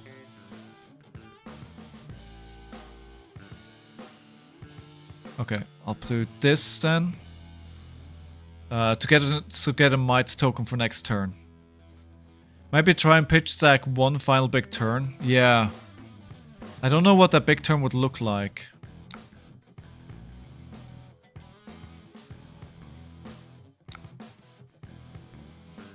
Man, if I only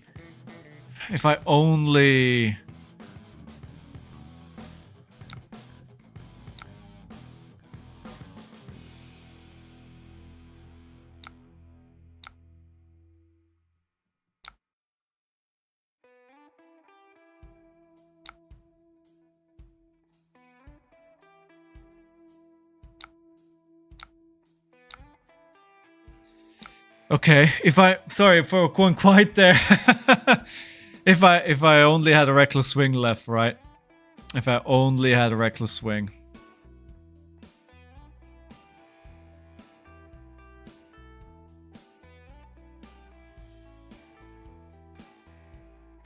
$12 cards left.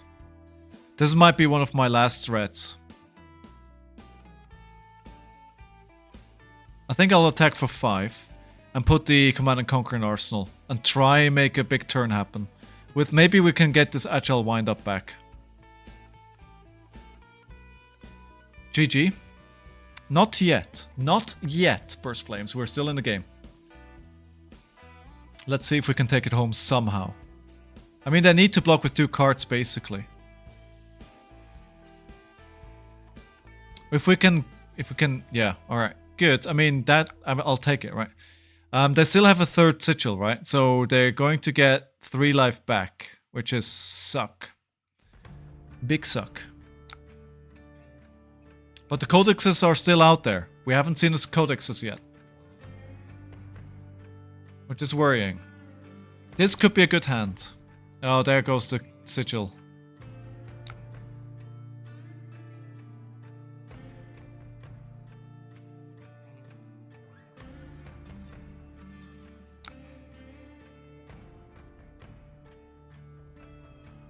Okay, let's try and do something here. We use the ability now to get the agility for next turn. Right, and now we Mandible Claw them for 3. The Dominate could come in clutch. We'll put the Sand Packing in Arsenal. And we send a Command and Conquer here to... Command and Conquer, let's put this at the bottom so we have the cards there. So they likely need to block here. I'm guessing this is a codex. Right, so we get a full block here. And then we put the Sand Packing in Arsenal. That's not good.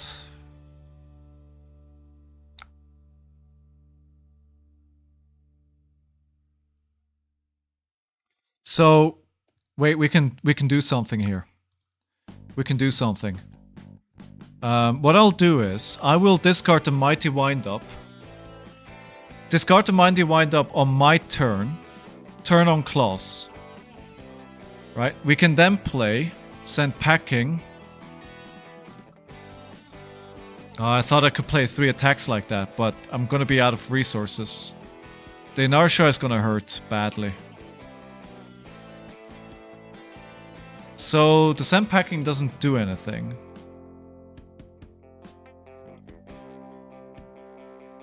The inertia is at the bottom of your deck, right? So yeah, this is actually pretty good for them. So we can play a Sand Packing and assault the battery, and that will allow us to generate another agility for trying to do another big turn.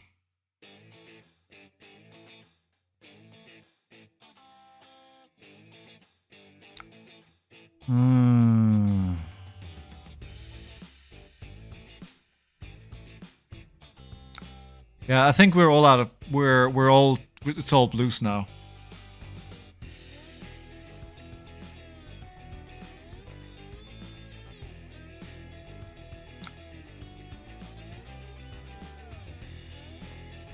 So if they're taking 1 damage here, they're down to 4 again.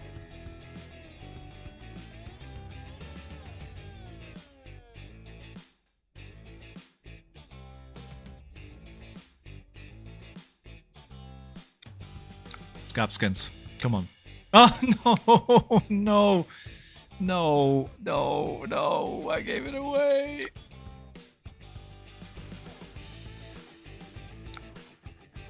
Oh, I lost the game. Right here and then.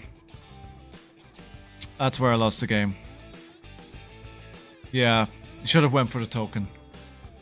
Yeah, that's where I think this is going to be exceedingly difficult to get this back. I mean, we still have a couple of cards.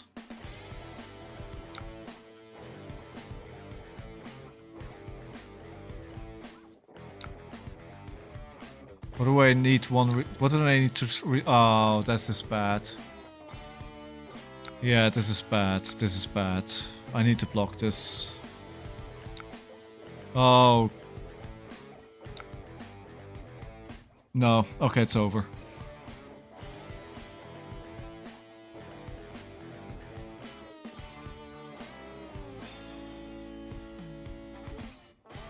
Yeah, I think it's over.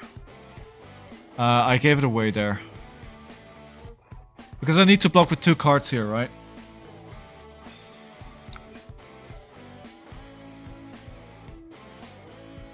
Actually, I should just take the damage. No, then we're not. They can just flick knives at me then. Okay. Alright, I need to roll Scapskins again. Alright, okay, good. Go for 5. It's 11 damage. If they want to stop this, they have to fully block it out. And... oh, you know what? Would be really nice if they had non-blocks in the hand. Come on. Come on. Come on. Oh, it's down to 5. It's still lethal. Come on. Come on. Show me what you got. Still lethal. Oh. You know what?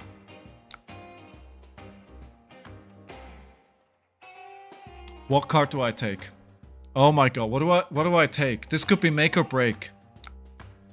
This could be make or break. I need something that gives me go again. No, swing big is gonna be for 7 damage. I need something that gives me go again. I need a wild ride. Swing big? Really? Alright, fair. Okay. I'm gonna need to block this with 2 cards, right? Actually with 1. Yeah. Okay.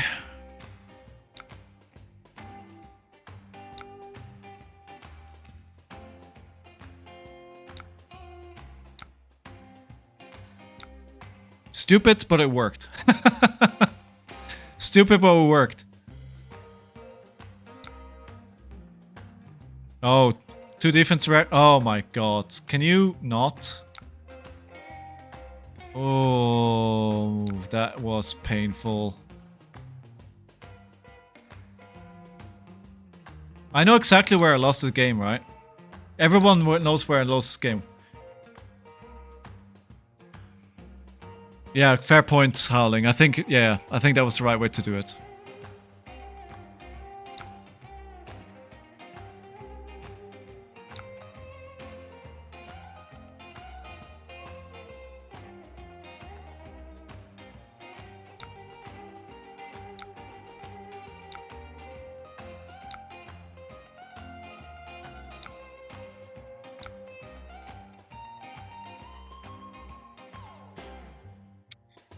Yeah, I think we're probably not gonna pull this back here.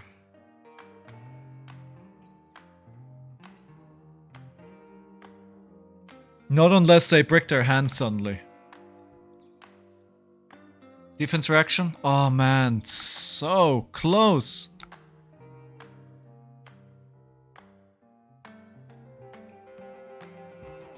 I mean, they don't have more cards either. They don't have more cards either. Oh, it's so... Oh, oh, look, they have a Fate Foreseen though, right? So... Yeah. Oh. Well, GG, well played. Oh my god. Oh my god, what a game. Good game. Wow, that was amazing. I know where I lost the game. You know that very first turn where I took that 7 damage to lose 8 cards? That's where I lost the game. But hey guys, I'm happy. I have a 5-2 record today. I think I know where I lost the game, which is good as well. I made a mistake there, but it was fun. It was a good game, and we got really, really close. I'm surprised how close we got there in the end. And maybe, if I play my turns a little bit better there, I can actually pull it out somehow. But it was good. Oh, did you get Eradicate Cut to the Chase? Yes, I did. Yes, I did. Yes, I did. I was greedy. I wanted to play my hand, and I got greedy. But you know what? I kind of got it back from there, and you know, we almost got him. But yeah, guys, thank you very much, guys, gals, anything in between, anything plus. You know, thank you very much, everyone, for being here today.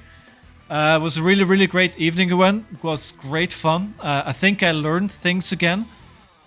Going for a positive record is really, really good. The review is good. Catching up after the weekend was great.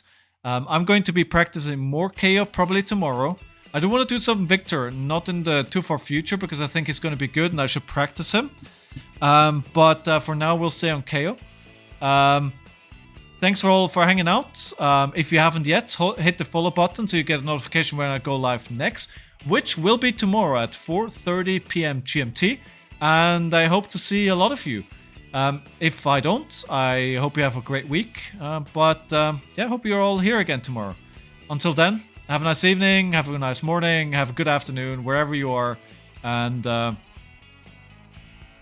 bye-bye. Bye, guys.